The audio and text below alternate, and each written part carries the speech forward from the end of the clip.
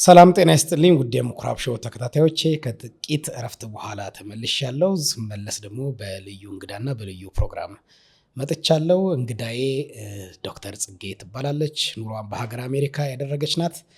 በቅርብ ጊዜ ኢትዮጵያ ውስጥ በምትሰራቸው በጎ አድራጎት ስራዎች የመሄድና የማየት እድል ገጥሞኝ ነበረ። ባየሁት ስራ በጣም ስለተገረምኩ፣ ስለታነስኩ፣ ስለተበረታታው ብዙዎችን ያነጻል ታሪኳ፣ መንገዷ እና ጆርኒዋ እንዲሁም አሁን የተሰማራችበት የበጎ አድራጎት እንዲሁም አጠቃላይ ፕሮፌሽናል ስራዎቿ ብዬ ስላሰብኩ ህይወቷን፣ ልምዷን፣ እናትነቷን እንዲሁም የበጎ አድራጎት ስራዋን እንድታወራን እንግዲህ አድርጌ ጋብዣታለሁ። ዛሬ በተለየ መልኩ የቤተ እምነት ወሬ አይደለም የምናወራው። ከዛ አልፎ ግን እንደ ደጉ ሳምራዊ የታመሙትን፣ የወደቁትን፣ ሌሎች ያላስታውሷቸውን የሚያስታውስ የሃይማኖት የብሔር አጥር የሌለውን ስራ መስራት የሚቻልበትን ወይም ያላትን ተሞክሮ እሱን እንማማራለን። ለብዙዎቻችሁ መነሳሳት፣ መታነጽ ምክንያት እንደሚሆን ይህ ቃለ ምልልስ በጣም እርግጠኛ ነኝ። አብራችሁን ቆዩ። ዶክተር ጽጌ እንኳን ደህና መጣሽ። እንኳን ደህና ቆየኝ።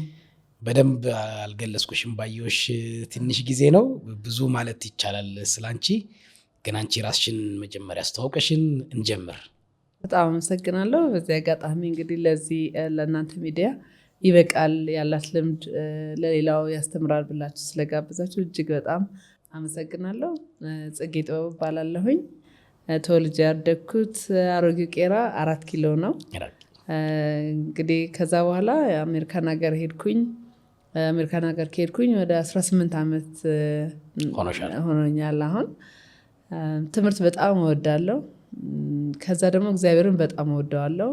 ስለዚህ ምንድነው ፕሪንሲፕሌ የሆነ እግዚአብሔር እኛን ሲፈጥረን ለሪዝን ነው ብዬ አስባለሁ። እና እንደውም አንድ ጊዜ ያነበብኩት እንትን አለ ኦፕራ ናት የጻፈችው እና ሰው ሲፈጠር እግዚአብሔር ሚሽን ስቴትመንት ጽፎበት ነው የሚልከው ወደ ምድር ላይ። ስለዚህ ሰዎች ሲኖሩ ምድር ላይ ያን ሚሽን ስቴትመንት ስለማያዩት ሁልጊዜ ያው ሰው ስለሆንን ለምሳሌ የ3,000 ብር መኪና ብንገዛ የ8,000 የ10,000 የ100,000 እያልን ነው የምንሄደው።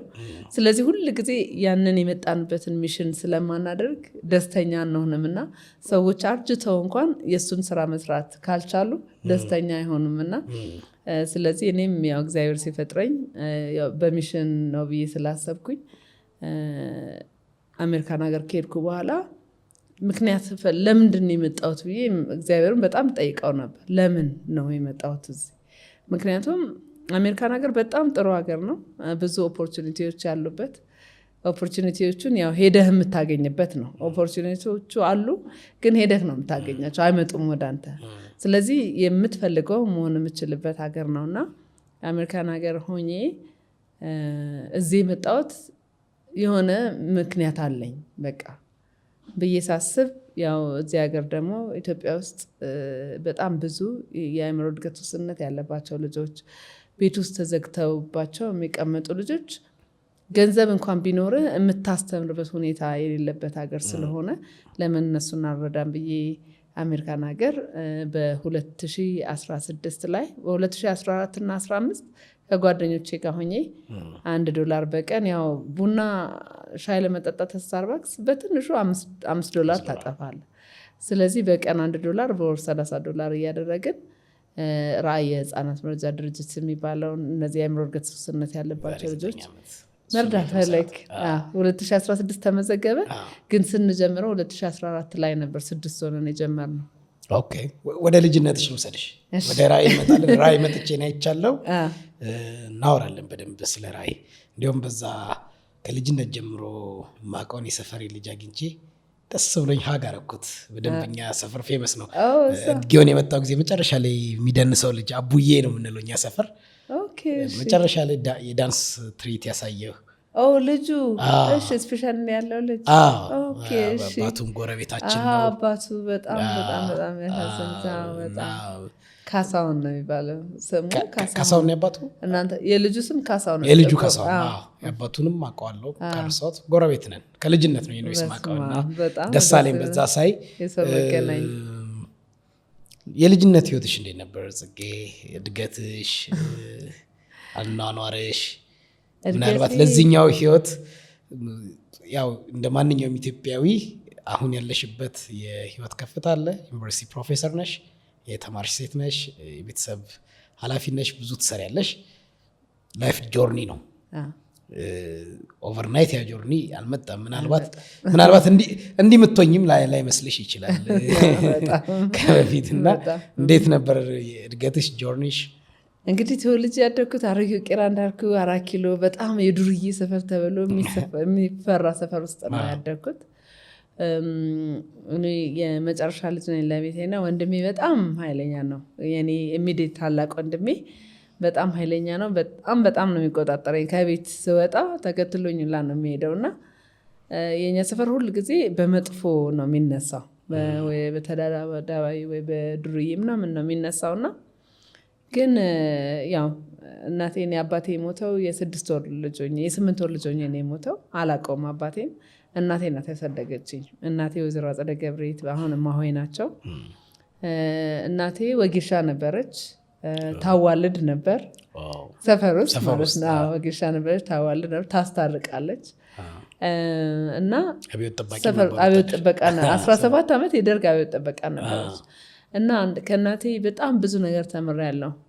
በጣም በሚገርም ሁኔታ እናቴ 2 በር ነው ያለን፣ በጓሮና በፊት ለፊት። ቄራ የሚኖር ሰው ያውቀዋል። ብዙ ጊዜ በሰፈራችን ስትኖር በጣም የተጠጋጋ ስለሆነ የእኛ በር ግን በጓሮ ፊት ለፊት ከገባ በጓሮ ስትወጣ በሌላ መንገድ ነው የሚያስወጣ። አብዮት ጥበቃ ነች። ስትመጣ ከጠመንጃዋን ይዛ ምናምን ትመጣለች። ቤት ትገባና ያንን ጠመንጃ ደግሞ አስቀምጣ ወጥ ትሰራለች፣ እንጀራ እንትን ታደርጋለች። እኛ ሜክ ሹር ቤት ውስጥ እኛ ምግብ መኖሩን እና እሱን አርጋ ደግሞ ትሄዳለች ተመልሳ። እና ያው ሴት ስትሆን ሴትነት ውበት ነው። ሴትነት ደግሞ እኔ ሁል ጊዜ ለሴቶች የምለው እግዚአብሔር ሲፈጥረን ዩኒክ አርጎ ነው የፈጠረን። ሴት ስትሆን አሁን ወንዶችን ለማሳነስ ሳይሆን ወንድና ሴቶች የተለያየ የአእምሯቸው ፕሮሰስ የሚያደርጉበት ነገር የተለያየ ነው። ሴቶች መልቲታስክ ማድረግ ይቻላል። በአንድ ጊዜ ሴቶች ብዙ በጥናትም የተረጋገጠ ነው። በአንድ ጊዜ ብዙ ስራ መስራት። ለምሳሌ እኔ አንተን እያዳመጥኩ ግን ስቲል ስለ ልጆች ስለሌላ ነገር አስባለሁ። ግን ሁለቱንም በሴም ፖቴንሻል ያለምንም ኢንተራክሽን ማድረግ እችላለሁ። እና ሴትነት ያው ጸጋ ነው ብዬ አስባለሁ እና ከእናቴ ያንን ተምሬያለሁ ሰፈር ውስጥ። ሌላው ደግሞ እኛ ሰፈር በጣም የሚገርም ድሃ ሀብታም ምናምን የሚባል የለም። እኛ ሰፈር የተወሰኑ በጣም የሚቆጠሩ ሀብታሞች ያሉበት ሰፈር ነበርና በጣም ግን ብዙ ድሃ ሰው ሰፈር ነው ያደግነው እና አንድ ሰው ሲቸገር ያለው ሰው አካፍሎ፣ አንዱ ሰው ሲታመም ሄዶ ያንን ሰው ጠይቆ፣ የለውም እኮ ከሌለው ላይ ግን ሰጥቶ ያደግንበት ሀገር ነውና ያደግኩበት ሰፈር ነው። ስለዚህ ሁል ጊዜ ምንድነው ቄራ በመወለዴ ምን አስተምሮኛል? አሁን እኔ ሰው አልፈራም። ምንም ይሁን ሰው ምንም ይኖረው ዶክተር ይሁን ይሄ በሰውነቱ ብቻ ነው ማከብረው እንጂ ስላለው ወይ መፍራት ወይ ምናምን የለኝም እና እሱ ደግሞ በጣም ጠቅሞኛል። ብዙ ቦታ ሲሄድ ሀሳቤን ለመግለጽ ምንም አልቸገርም። ምክንያቱም ሰው ነው እና ቄራ ስኖር ያንን አይቼበታለሁ። በጣም የሚገርመኝ አንድ ጊዜ ሸራተን ስብሰባ ነበርና እዚህ አዲስ አበባ ያለሁኝ ኤንጆስ ስለምሰራ ስብሰባ ሄድኩኝ ማለት ነው እና እኔ ነበርኩ የአካውንቲንጉን የማቀርበው እና መጣ ሰውየው። እንዲህ ጽጌ በጣም ጥሩ ነው ያቀረብሽው፣ የት ነው ሰፈርሽ አለኝ ሲለኝ ቄራ ስለው አዲሱ ቄራ አለኝ። ምክንያቱም ሸራተን ከአሮጌ ቄራ ፊት ለፊት ነው። አይ አይደለም አሮጌ ቄራ እዚህ ነው የተወለድኩት። በፍጹም አንቺ እዚህ ሰፈር አልተወለድሽም፣ በቃ ሄደሽ ቤተሰቦችሽን መጠየቅ አለብሽ፣ ሌላ ቦታ ተወልደሽ መተሽ አድገሽ ነው እንጂ ያን ያህል ሰዎች በመጥፎ የሚያስቡት ሰፈር ነው። ግን ቫሊዩ ይሄ ሶሻል ስኪል በጣም የምትማርበት ሰፈር ነው። ሶሻል ስኪል ደግሞ ለብዙ ነገር ለሰክሰስ ዋናው መሰረታዊ ነገር ነው። ሰዎች ምናልባት እንደ ቀላል ሊወስዱት ይችላሉ፣ ግን ለሰክሰሴ በጣም ትልቅ አስተዋጽኦ አድርጎልኛል ብዬ የማስበው ሌላው ሶሻል ስኪል ነው። ያንን ሶሻል ስኪል ደግሞ ከሰፈር ያገኘሁት ነው። ሌላው የሰፈር ሰው ፍቅር ማለት አንደኛው ሰው ሲጎዳ ወይም ትንሽ እኮ ነው ይሆናል የሚያውቅ፣ አንደኛው ሰው ከተጎዳ ያንን ሰው የተጎዳውን ሰው መከታ ለመሆን በጣም ብዙ ነገር ያደርጉ ነበርና ከዛ ሰፈር መውጣቴ ይሄኛውን ስኪሌን በጣም አዳፕት አድርጎልኛል። ከዛ ከወጣው ግን ያው ብዙ ጓደኛ የለኝም ሰፈር ውስጥ በጣም በጥቂት ናቸው ወንዶች ጓደኞች አሉኝ። ሰፈር ውስጥ ወንድሜ በጣም ኃይለኛ ስለሆነ ብቻዬን ወጥቼ አልሄድም። አንድ ጓደኛ አለች። የሚገርም አንደኛው ጓደኛ ሙስሊም ናት። እሷ ናት በቃ ለረጅም ዓመት ጓደኛዬ እና እወጣለሁ። ትምህርት በጣም እወዳለሁ። በጣም ነው የምወደው ትምህርት። እና የት ነው የተማርሽው? የተማርኩት ኤሌመንተሪ ትምህርት ቤት በየነ መረድ የሚባል ካወቀው ወደ ለጋሃር አካባቢ ነው። ኤሌመንተሪ ለጋሃር ነው የተማርኩት። ያኔ ስማር በእኛ ጊዜ እንትን ነበረ፣ ባልትና እንማር ነበር። እንግሊዝኛና አማርኛ እንወዳደር ነበር። እንግሊዝኛ፣ ማትስ፣ አማርኛ ደግሞ ቅኔ ምናምን እንወዳደር ነበርና ወንድሜ ምን ያደርግ ነበር? እናታችን እንዳልኩ እሷ ናት ያሳደገችን። እኛን ለማሳደግ የተለያዩ ኢንተርፕረነር ማይንድ ነበራት እናታችን እና እዛ ሰፈር ውስጥ እቁብ ትሰበስባለች እና እቁብ ትሰበስብና ለዛ እቁብ መጥተው የሚወስዱ ሰዎች ሻሜታ ይሰራ ነበር። ሻሜታ ካወቀው በገብስ ምናምን የሚሰራ እና ሻሜታ መግዛት አለባቸው ሰዎቹ ማለት ነው። ስለዚህ ያው ነጋዴ ሆነን ማለት ነው። እቁብ ስትጥል ለምሳሌ በወር 500 በሳምንት ነው የሚጣለው። ስትጥል ግዴታ አንድ ጣሳ ሻሜታ መግዛት አለብን። ስለዚህ ለሱ የሚሆን ሁላችንም እንሰራለን ማለት ነው። ስለዚህ እናታችን ሄዳ ውጪ የመስራት ግዴታ የለባትም። ከቤት እኛን እያሳደገች ትሰራለች እና እሱን እናደርጋለን። እሱን እያደረግን ትምህርት ቤት እሄዳለሁ። ከትምህርት ቤት ስንመጣ እኔና ወንድሜ ስራ መስራት ስላለብን እናቴ ያው የድሮ እናቶች ስራ ላይ በጣም እንትን ስለሚሉ ምን ትለኛለች? አንቺ እሱ ወረቀትና እስክሪብቶ ምግብ አይሆንሽም አሁን ስሪ ምናምን ትለኛለች ማለት ነው። እሺ እሰራለሁ። ግን ማታ እንግዲህ በልጅነት እንትኔ ማታ ቁጭ ብዬ በውሃ ዘፍዝፌ ግሪን ቁጭ ብዬ አጠናለሁ እና ቁጭ ብዬ ሳጠና ወንድሜ ደረጃ ይባላል፣ ነፍሱን ይማር አሁን የለም። እሱ ቁጭ ብሎ ይዘፍንልኛል። እሱ ይዘፍናል፣ እኔ ያጠናለሁ እና ሁል ጊዜ ከ1 እስከ 3 ነው የምወጣው። ኤሌመንተሪ በጣም እንግሊሽ ማትስ ምናምን እንወዳደር ነበር እና አንድ ቀን ትዝ ይለኛል እሱ 52ኛ ወጥቶ እኔ አንደኛ ወጥቼ መጣሁ ማለት ነው ቤት። በጣም በቃ ተደስቶ በጣም እንትን ሲያደርግ እናቴ ጠራችው እና አንተ ስንተኛ ነው የወጣው ስትለው 52ኛ አላት። ሲላት እንዴ 52ኛ ወጣ እንዴት ነው ደስ የሚል ስትለው አይ እሷ አንደኛ ወጣለች፣ እሷ አንደኛ ስለወጣች በጣም ደስ ይለኛል አለማ። ይሄ አሁን የምታየው ብዙ ጊዜ ወንድምና እህት ስትሆን ምን ያህል የወንድምና እህት አብሮ እህትን ማበረታታት፣ ሴቶች ልጆች ማበረታታት ምን ያህል ለትልቅ ደረጃ እንዲደርሱ እንደሚገፋፋቸው የምታይበት ነው። ምክንያቱም ወንድሜ እኔ ሳጠና ምን ይለኛል? የኔ እህት ቆንጆ፣ የኔ እህት ጎበዝ፣ ስታድጊ ተምረሽ ተመረቀሽ አግብተሽ ምናምን ነው የሚለኝ ሁል ጊዜ። እኔ እያጠናው እሱን ነው የሚነግረኝ ሁሌ። ስለዚህ ሁል ጊዜ እሱ የሚስለኝ ቦታ ላይ ለመድረስ በጣም ነበር ጥረት ማደርገው እና ቃል ሰዎችን ይጥላል፣ ሰዎችንም ደግሞ ያነሳል። ብዙዎቻችን ሳናስበው በየቤቶች በተለይ ሴቶችን ልጆች በተለያየ ቃላት እንሰብራለን። ለምሳሌ ወፍራም ሲሆኑ ልጆች አንቺ ምናምን የምንጠቀማቸው ቃላቶች በጣም ሰውን ይሰብራሉ፣ ስፔሻሊ የሆነውን ሰው ማለት ነው።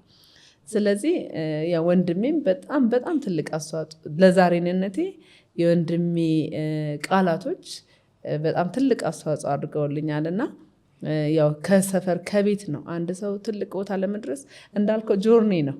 የብዙ ትንንሽ ነገሮች የሚፈጠሩት ነገሮች ውጤት ነህና በሰፈር ውስጥ ደግሞ ያው እኛ ሰፈር ድሮ የሁሉም ልጅ ነህ አንተ ስትወጣ። እኔ ብዙ ጊዜ ለነገሩ ስለማልወጣ ያን ያህል በረብሽነት አልታወቅም እና ግን ወጥተህ የሆነ ነገር ስታደርግ ከተገኘ ሁሉም ሰው ይቀጣሃል አንተ። ስለዚህ በጣም እናከብራለን። እኛ ደግሞ እኔ አሁን በጣም ይገርመኛል አንዳንድ ጊዜ ትልልቅ ሰው በጣም ነው የምናከብረው። በጣም እኔ አስታውሳለሁ ሰው ቦይፍሬንድ ይዞ እንኳን ትልልቅ ሰው የሰፈር ሰው እንዳያይም ብሎ ከሩቅ ነው ከጓደኛቸው ጋር ወይ ቦይፍሬንድ ኖሮ ለማውራት እንኳን ቆሞ የሚያወራበት ጊዜ አልነበረም እና ያ ማህበረሰብ ቀርጾኛል ብዬ አስባለሁ እና ቄራ በመወለዴ በጣም አም ሶ ፕራውድ። በጣም በጣም ነው ደስ የሚለኝ። ማንነቴን ደግሞ የዛሬንነቴን ሁል ጊዜ ወደ ኋላ እንዳይ ሰዎችን መርዳት ካላደግክበት አታደርገውም። ሰው የሌለውን አይሰጥህም እና ያው ከሰፈሬ ነው የጀመርኩት ማለት ነው ያንን ማየት ለሌላ ስታድጊ በሰፈርሽ ሁለት ሳይድ አሁን ፖዚቲቭን አወራሽኝ የአኗኗር ዘይቤው ምኑ የገነባሽ ነገር ደግሞ እንደ ማንኛውም ቻሌንጅ የሆነብሽ በእንደዚህ አትሞስፌር ባላድግ ብለሽ የምታስቢው ያው ቻሌንጁን ለመልካም አጋጣሚ የቀየርሽው ትዝ የሚልሽ አለ?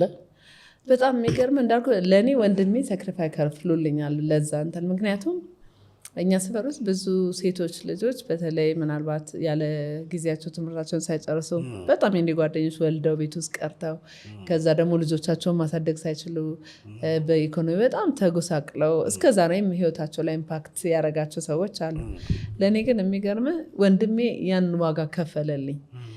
ወንድሜ ምንድን ነው የሚያደርገው? እኔ ሲሄድ ይከተለኝ ነበር። ለምሳሌ ተነስቼ እኔ አላውቅም ቤተክርስቲያን ሲሄድ ሳላውቅ እሱ ግን አለ ከኋላዬ። ገበያ ሲሄድ ገበያ ሱቅ ለመሄድ ከወጣው እሱ ካለ እሱ ነው ገበያ የሚሄደውና እኔ ገበያ አልሄድም ነበር።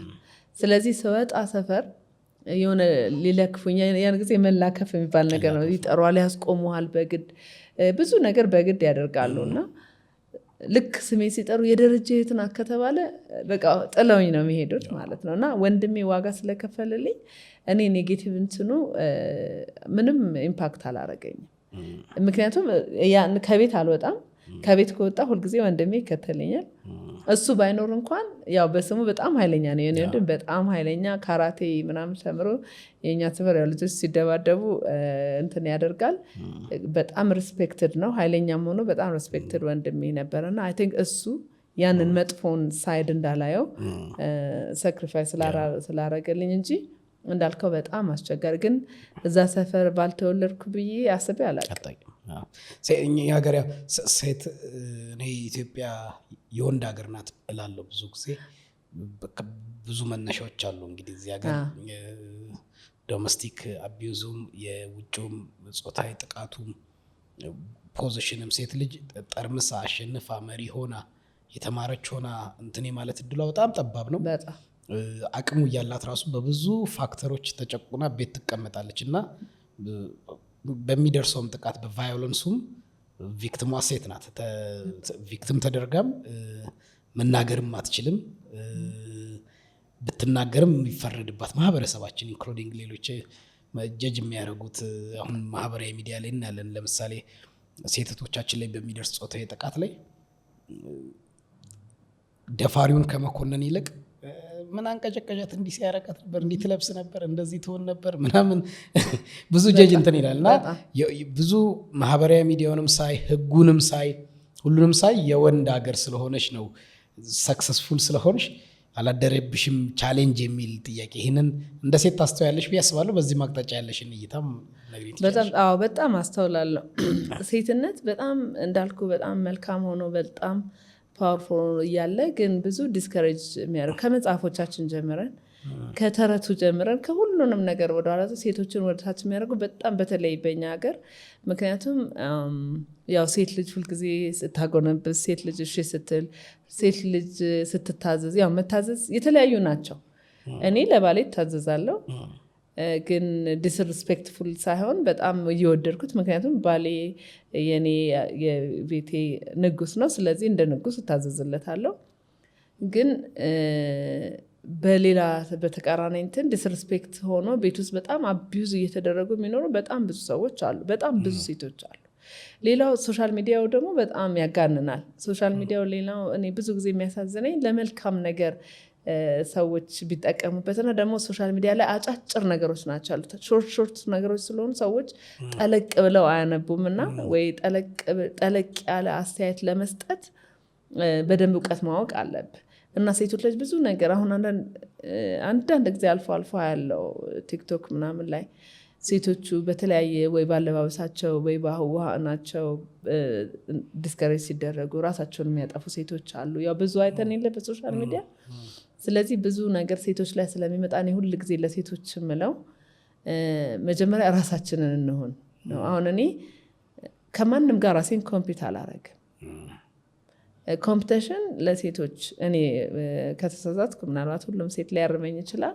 ኮምፒቲሽን አንደኛው የሴቶች ጠላት ነው ብዬ ነው የማስበው። ምክንያቱም እኔ እንደ ራሴ ሆኜ መኖር ከቻልኩኝ በቃ በህይወቴ በጣም ደስተኛ ሆኜ እኖራለሁ ማለት ነው። ፖቴንሻሊ መጠቀም እችላለሁ።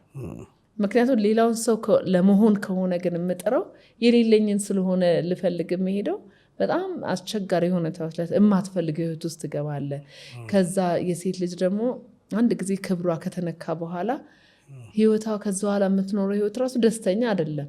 ወይኔ ባላረኩ ነው እንደዚህ ባልሆነ ኖሮ። ስለዚህ ያ የሚያመጣው ኮምፒቲሽን ውስጣችን የውድድር ስሜት በመልካም እኮ ጥሩ ነው፣ ግን አንዳንድ ጊዜ እኔ ለምን እንደዚህ ያኖልልኝ ለምን እንደዚህ ያልሆንኩም ብለን ኮምፒቲሽን ስሜት ውስጥ ከገባን ትንሽ ያስቸግራል። እና ያ እንትን ኢንፍሉዌንስ እዚህም አለ ውጭ ሀገርም አለ፣ ግን የሴቷ ውሳኔ ነው ወደሚቀጥለው የሚያንደረድረበት። ሰዎች በጣም ብዙ ኮመንት ይሰጣሉ።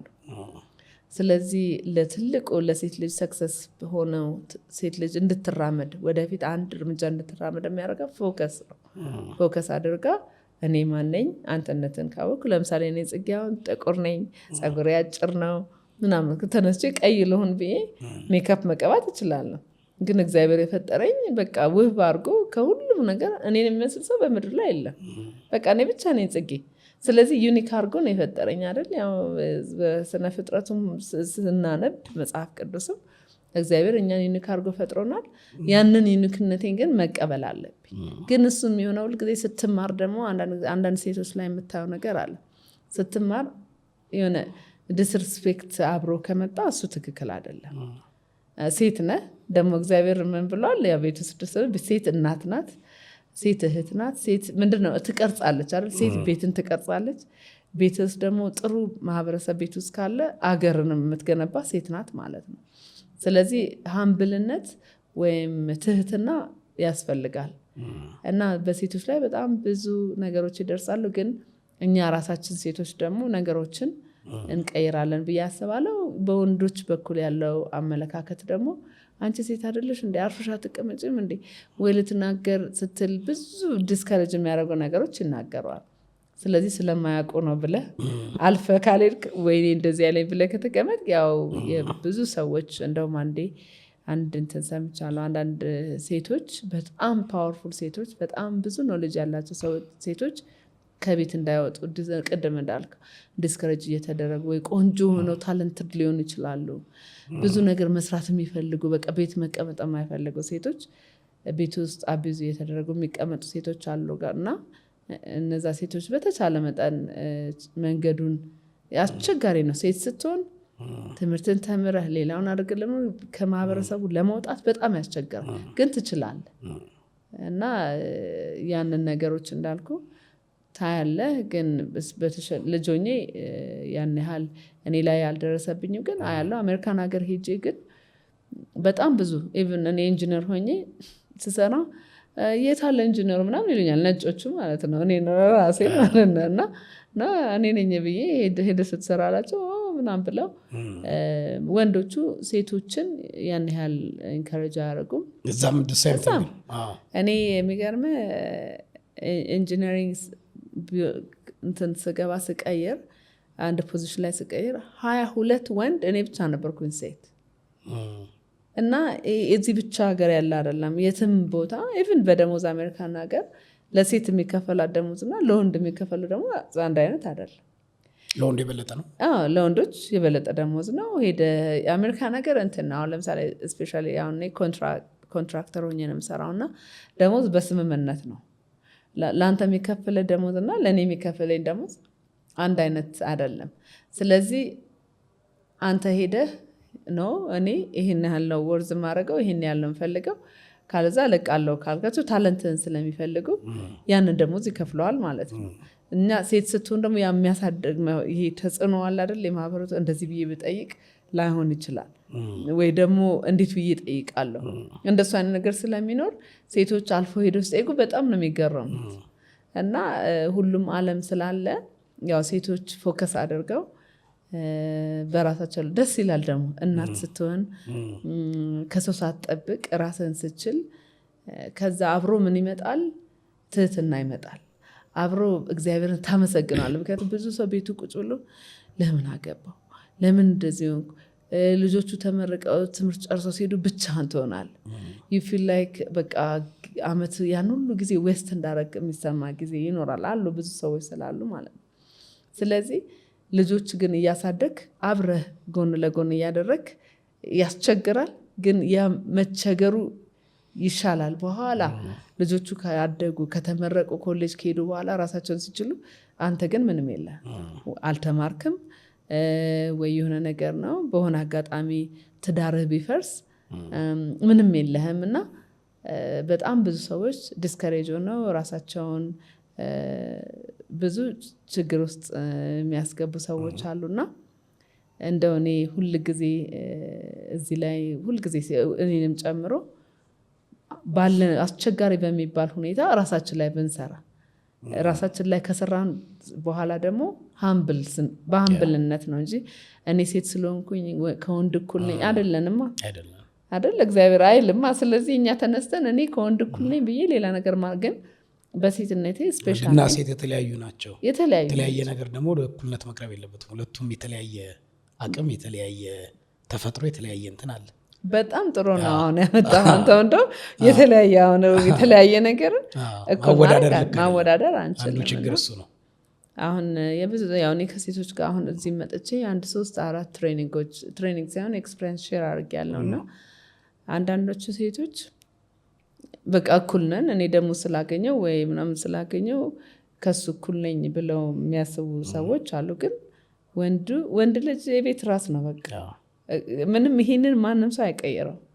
ግን ወንዱም ደግሞ አንደርስታንድ አድርጎ እሺ አንተ ገንዘብ ሴቷ ብዙ ከሰራች ወይ ደግሞ የተማረች ስትሆን የሚደግፋት የእሷ ህልም ጋር እንድደርስ መደገፍ አለበት።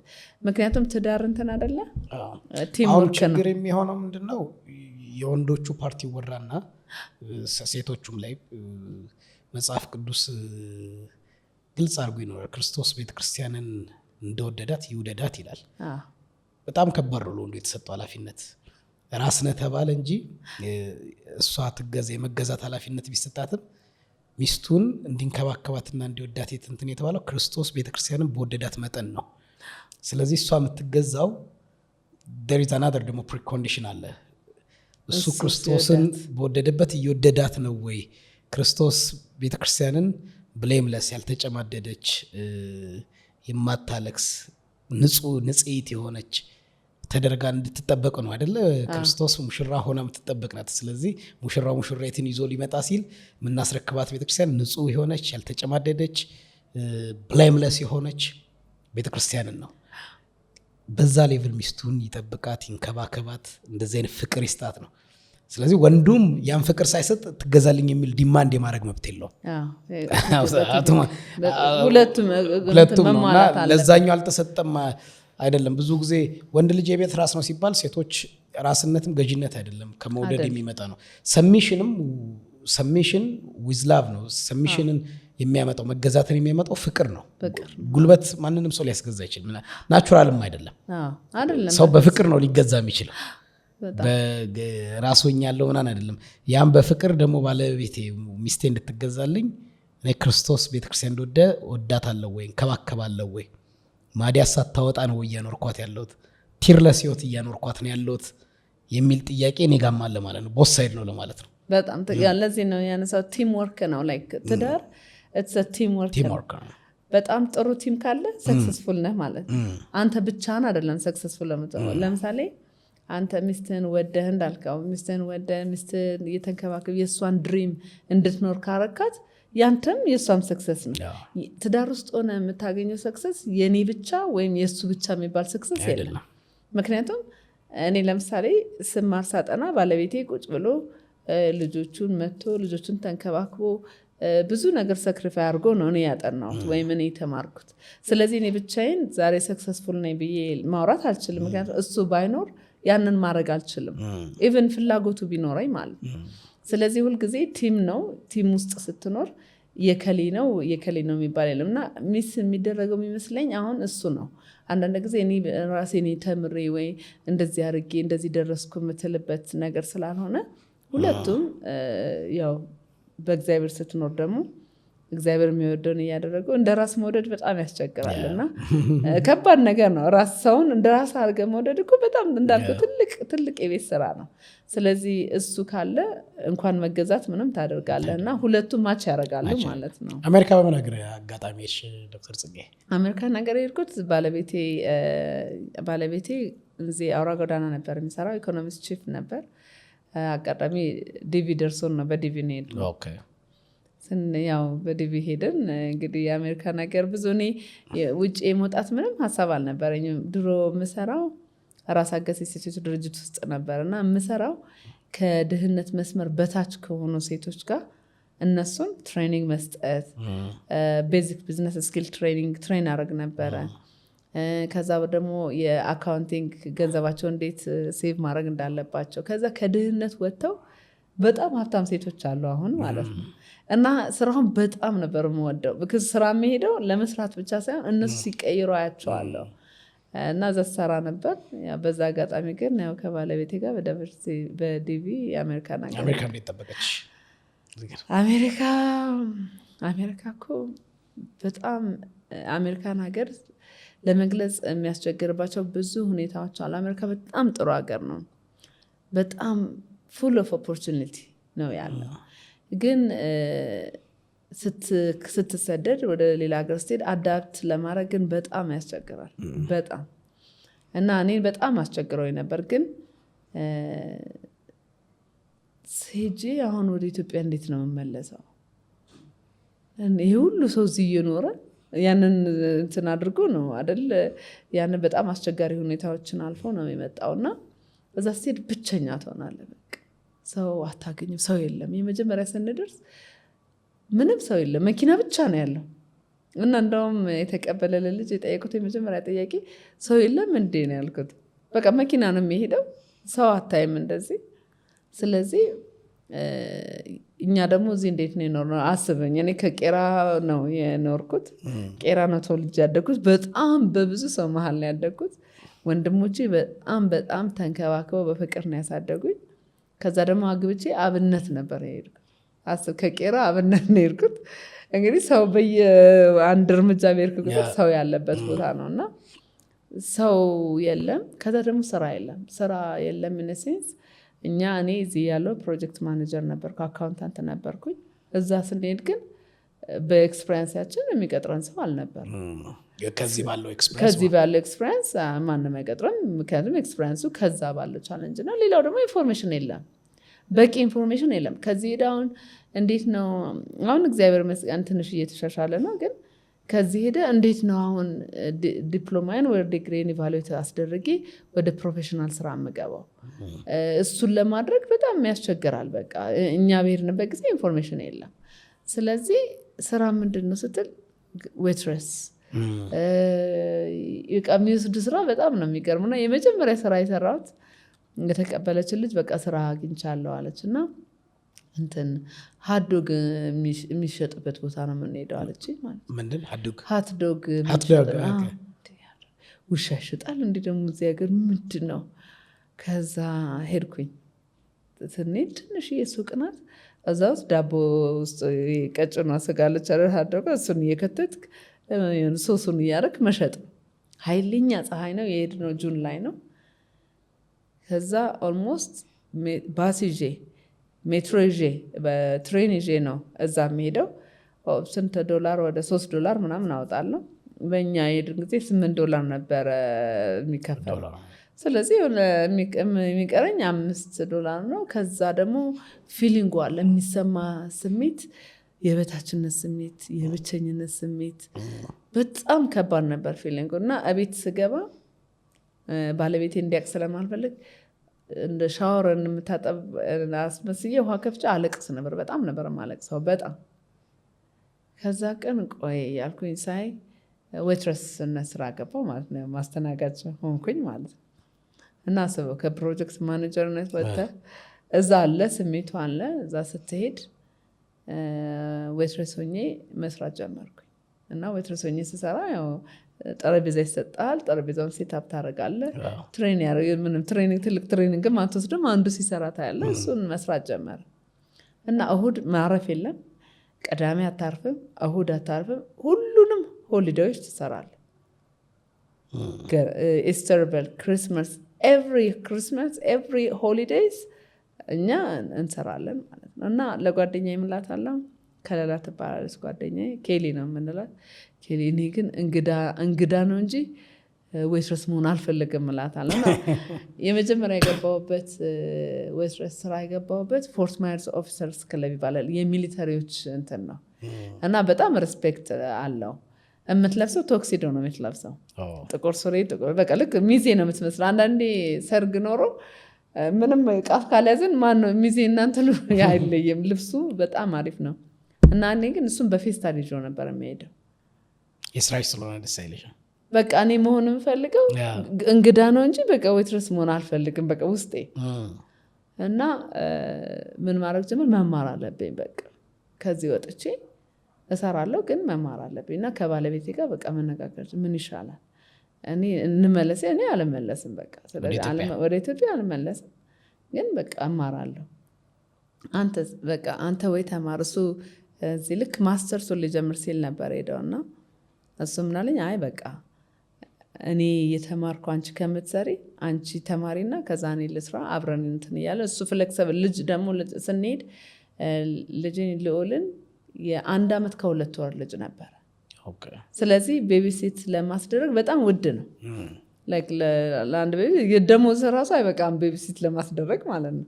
ስለዚህ መቀያየር ነው ያለብን። የአንዳችን ስራ ፍሌክሰብል መሆን አለበት ግዴታ። ካልበዛ ስራ ኖሮ ሲታመም ትጠራለህ፣ ገንዘቡን አትችለውም። ስለዚህ ከሱ ጋር እየተቀያየርን እኔ ትምህርት ቤት ገባው ማለት ነው። ያው ዌትረስነት እየሰራሁኝ ትምህርት ቤት መግባት ጀመርኩኝ። በጣም አስቸጋሪ ነው እንዳልኩ። ትምህርት ቤት ስትገባ ማጥናት አለብህ። ትምህርት ያው ሲያልቅ ብዙ ሰው ልክ ሲያልቅ ቀላል ሊመስል ይችላል፣ ግን ፕሮሰሱ ረጅም ነው። እናት ስትሆን ቤት አለ፣ ልጆቹ አሉ፣ የቤት ስራው አለ፣ ብዙ ነገር ታስባለ፣ ስለ ኢትዮጵያ ታስባለ። ከዛ ሁሉ ውስጥ ነው የምትማረው። እና ከዛ ደግሞ ሁለተኛ ልጄን አረገዝኩኝ እየተማርኩ ማለት ነው። ምክንያቱም እኔ ማስበው ምንድነው ተምሬ ስጨርስ ለሴቶች እድሜ ያለን አይደል ጣራ ስላለን ተምሬ ስጨርስ አሁን ባይሆንስ፣ ግን ሪስኩን ወስጄ ያው ሁለተኛ ልጄንም እየተማርኩኝ ነው የወለድኩ። ትምህርት ቤት ስገባ ምንድን ነው የሆነው፣ ወረቀቴ ስለተበላሸ ከአሶሴት ዲግሪ ነበር መጀመሪያ ነበር። አሶሴት ዲግሪ ማለት አሜሪካን ሀገር ልክ እዚህ ሀገር ዲፕሎማ ማለት ነው። ከዛ እኔ ከታች ጀምሬ መማር ጀመርኩኝ ማለት ነው። እና ስማር እኔ የማልመው ከዛ ከሸክም እኔ ለዛ ቦታ በቃ አልመጠንም። ለራሴ እኮ ነው ለራሴ ከዛ ቦታ ላይ በቃ አልመጠንም፣ መውጣት አለብኝ ከዛ ብዬ ራሴን እንትን ማድረግ ጀመርኩ ማለት ነው። ከዛ አጠናለሁ፣ እሰራለሁ፣ ስቲል እሰራለሁ፣ ዌትረስነት እሰራለሁ፣ ግን ትምህርት ቤት ሄጄ አጠናለሁ፣ እማራለሁ። መጨረሻ ላይ በ3.89 አግኝቼ ነው የመጀመሪያውን የጨረስኩት ማለት ነው፣ አሶሺየት ዲግሪ። ከዛ ትራንስፈር አድርጌ ወደ ሌላ ትምህርት ቤት ትራንስፈር ታደርጋለህ። 2 ዓመት ነው አሶሲየቱ። ከዛ ትራንስፈር ታደርጋለህ። እና ትራንስፈር ላደርግ ስለ በጣም አንዳንዴ እንደውም ያው ብዙ ነገሮች ስለሆኑ አንዳንድ ኢንተርቪው ላይ አላወራም። እና አንድ ልጅ ምን አለችኝ አልረሳውም። ትራንስፈር ላደርግ ስል መጣችና ጽጌ እንዴት ትችያለሽ አንቺ ከልጅ ጋር የሆነ ፋይናንስ ክላስ 3 ጊዜ ነው የደገምኩትና እንዴት ትችያለሽ አለችኝ ማለት ነው። እንግዲህ እንዳልኩ ቅድማውን ሴቶች ሌሎች ወንዶች ወይ ምናምን ነው አይደል? አንዳንድ ጊዜ ሴቶች ራሳቸው ሴቶችን ዲስከሬጅ በተለያየ አይነት መልኩ ሳያውቁት ያደርጋሉ። አውቀው ሳያውቁት ያደርጋሉ ስትለኝ አይ በቃ የኔም እኮ የኔ እና ያንቺ የተለያየ ጭንቅላት ነው ያለና እስቲ ልሞክረው ብዬ ትራንስፈር አደረኩኝ። ትራንስፈር ከማድረጌ በፊት ግን ያው ብዙ ሰው ያስፈራራል። ልጅ ይዘህ እንዴት ትማሪያለሽ? ልጅ ይዘሽ በጣም የኛ ልጅ ሳይኖረን እንደዚህ በጣም አስቸጋሪ ነው። እና በዚህ አጋጣሚ ብዙ ጊዜ ሰዎች ምለው የሁሉም ሰው ኤክስፒሪየንስ የተለያየ ነው፣ የሁሉም ሰው ጭንቅላት የተለያየ ነው። እና እኛ ምንድነው መሆን ያለብን መረዳዳት ነው ያለብን። ለምሳሌ ዲስከሬጅ ከማድረግ ይልቅ ኦኬ ምንድነው የሚያስፈልገው፣ ይሄ ያለ ይሄ ኢንፎርሜሽን አለ ምን ላግዝ ብለን ብንረዳዳ የሁሉንም ህልም ሁሉም አንድ ላይ ህልሙን እውን ያደርግና ደስተኛ ዜጋ ወይም ኢትዮጵያ በተለይ ውጭ ሀገር ስትኖር ያለ ትፈልጋለህ። ኢትዮጵያ የራስ የሆነ ሰው በጣም ነው የምትፈልገው እና ሁሉም ሰክሰስፉል ሲሆን ደግሞ በጣም ደስ የሚል ማህበረሰብ ይፈጠራልና ብዙ ጊዜ ሴትም ለሴት ራሱ ሳታውቅ ዲስከሬጅ ትደራረጋለህ እና እዛ ሄደ ያው ትምህርቴን ተማርኩኝ። ትምህርቴን ስማር እንዳልኩ የመጨረሻ ልጄንም እየተማርኩ ነው። ባችለሬን ስማር ነው የወለድኳት። ከዛ በኋላ ያው ባችለሬን እንደጨረስኩኝ ነው ስራ ገባሁኝ። የፕሮፌሽናል ስራ ገባሁኝ። ህይወት ደጎና የቀን ስራዋ በቃ የቀን ስራዋ በቃ ዌትረሷ በቃ ከዛ በኋላ በቃ ደስ እያለኝ መጣ ማለት ነው። መኖር ደስ እያለኝ መጣ ማለት ነው። በደንብ ፔድ መሆን ጀመርሽ? ፕሮፌሽናል ሲሆን በጣም በደንብ ፔድ መሆን ጀመርኩኝ። ቀዳሚ አልሰራም፣ እሁድ አልሰራም፣ ሆሊዴ አልሰራም። ሆሊዴ ሲሆን እረፍት አለኝ። ልክ በቃ ያው መኖር ጀመርኩኝ። ለእኔ ነው ለሌላ ሰው እኔ ግን ደስ ይለኝ ነበር እንደሱ ጊዜ ሞር ከልጆቼ ጋር ማሳለፍ ጀመርኩኝ። እሁድ ቤተክርስቲያን መሄድ ጀመርኩኝ። ለብዙ አመት እሁድ ቤተክርስቲያን አልሄድም ነበር፣ ምክንያቱም እሁድ ስራ ነው። እሁድ ብራንች አለ እዛ እና ብራንች ሁልጊዜ ጠዋት ትገባለህ አጽድተህ ምናምን እስክጨረስ ድረስ በቃ እሁድ ቤተክርስቲያን ለረጅም አመት ቤተክርስቲያን ያልሄድኩኝ ምን ይወድረስ ነው። ከዛ በኋላ ያው እግዚአብሔር ይመስገን በዛ ሁሉ መሀል ስታልፍ ብዙ ሰዎች ብዙ አስተያየት ሊሰጡ ይችላሉ። እንዳልኩ በቃ እንዴት ነው ልጆቹን ጥለሽ እንዴት? እኔ ግን መቼ ነው ማጠናው? ሁሉም ሲተኙ ነው ልክ ሁሉም ሰው 9:30 ላይ ሲተኛ እኔ ቁጭ እላለሁ። ኦልሞስት 12 አመት ነው የተማርኩት። ምንም ሳላጋንን ምናልባት በቀን ወይ 3 ወይ 4 ሰዓት ነው የምተኛ የነበረው። ከ18 አመቱ 12 አመቱን ትምህርት ላይ 12 አመት ተምሬያለሁ። ከአሶሲኤቲ ጀምሬ ፒኤችዲን 12 አመት ተምሬያለሁ። አላቋርጥሽም? በመሃል አቋርጫለሁ 12 በመሃል። ምክንያቱም ባለቤቴ ልክ እኔ ማስተርሴን እንደጨረስኩኝ ባለቤቴ ትምህርት ቤት ሲገባ እሱም ባችለሩን ሰርቷል በሳይበር ሴኩሪቲ። ልክ እሱ ትምህርት ቤት ሲገባ አቆምኩኝ። ከዛ እሱ ሲጨርስ ከዛ ፒኤችዲን ቀጠልኩኝ ማለት ነው። ምንድን ነው የተማርሽው? ፒኤችዲን በሳይበር ሴኩሪቲ ነው የሰራሁት። ሞር ኤጁኬሽን ላይ ነው ፎከስ የማደርገው። ፖስት ግራጁዌት ምንድን ነበር የተማርሽው? ፖስት ግራጁዌት ሳይበር ማስተርሴን ማለት ነው ሳይበር ሴኩሪቲ ነው የተማርኩት። ፒኤችዲ ሳይበር ሴኩሪቲ ኤጁኬሽን ላይ ነው ፎከስ የማደርገው። ምክንያቱም የአሜሪካን ስኩል ሲስተም ወይም የእንትኑ ሲስተም እንዲቀየር በጣም እፈልጋለሁ። የአሜሪካ የራሱ ሲስተሙ በተለይ የሳይንስ ቴክኖሎጂ የሚያስተምሩበት ሲስተም እንዲቀየር እፈልጋለሁ። እኔ የሄድኩበት ሲስተም እንዲቀየር እፈልጋለሁ። ያንን ለማድረግ ደግሞ ያ ፒኤችዲን መስራት አለ። ማንም አይሰማኝም ካለዛ ወረቀት ከሌለ። ስለዚህ ፒኤችዲ ፎከስ የሚያደርገው ሳይበር ሴኩሪቲ ሆኖ እንዴት ነው ሳይበር ሴኩሪቲ ፕሮፌሽናል የሆኑ ሰዎች እንዴት ነው መማር ያለባቸው፣ እንዴት ነው ኖሌጀብል ሆኖ አገር ሊጠብቁ የሚችሉት። ሴኩሪቲ አሁን ሴኩሪቲ is a key for any country ለሀገራች ሴኩሪቲ በጣም ኢምፖርታንት፣ ከምንም ነገር በላይ ኢምፖርታንቱ ሴኩሪቲ ነው። ምክንያቱም ሁሉ ወደ ዲጂታል ኤራ አይደል ያለንበት፣ ኤራ ዲጂታል ኤራ ነው። ልክ ዲጂታል ላይ በገባህ ቁጥር ሁል ጊዜ ቮልነራብል ነህ፣ በቃ በርህን ከፈትክ ማለት ነው። ስለዚህ ወደ ዲጂታል ስትሄድ ሴኩሪቲ አብሮ ካልመጣ ራስህን ለጥቃትና ያውን የምናያቸው የሳይበር ክራይሞች ወይም የተለያዩ ነገሮች ይጋለጣል። እና ሀገራት እንደ ድሮ በጦር መሳሪያ ምናምን ብቻ አይደለም የሚዋጉት። አሁን ኢንፎርሜሽን በመስረቅ አታክ በማድረግ የተለያዩ ነገሮችን በማድረግ ስለሆነ ብቁ ዜጋ ለማውጣት እንዴት ነው መማር ያለባቸው የሚል እሱን ነበር የሰራሁት። እና ምንድነው ያገኘሁት ውጤት? 4 ግሩፖችን ነበር ሰርቬይ እና ኢንተርቪው ያደረግኩት። አስተማሪዎች፣ ቀጣሪዎች፣ አዲስ ተማሪዎች፣ ገና የሚማሩ ተማሪዎች እና ስራ የጀመሩ ተማሪዎች ላይ ነበር ፎከስ ያደረግኩት።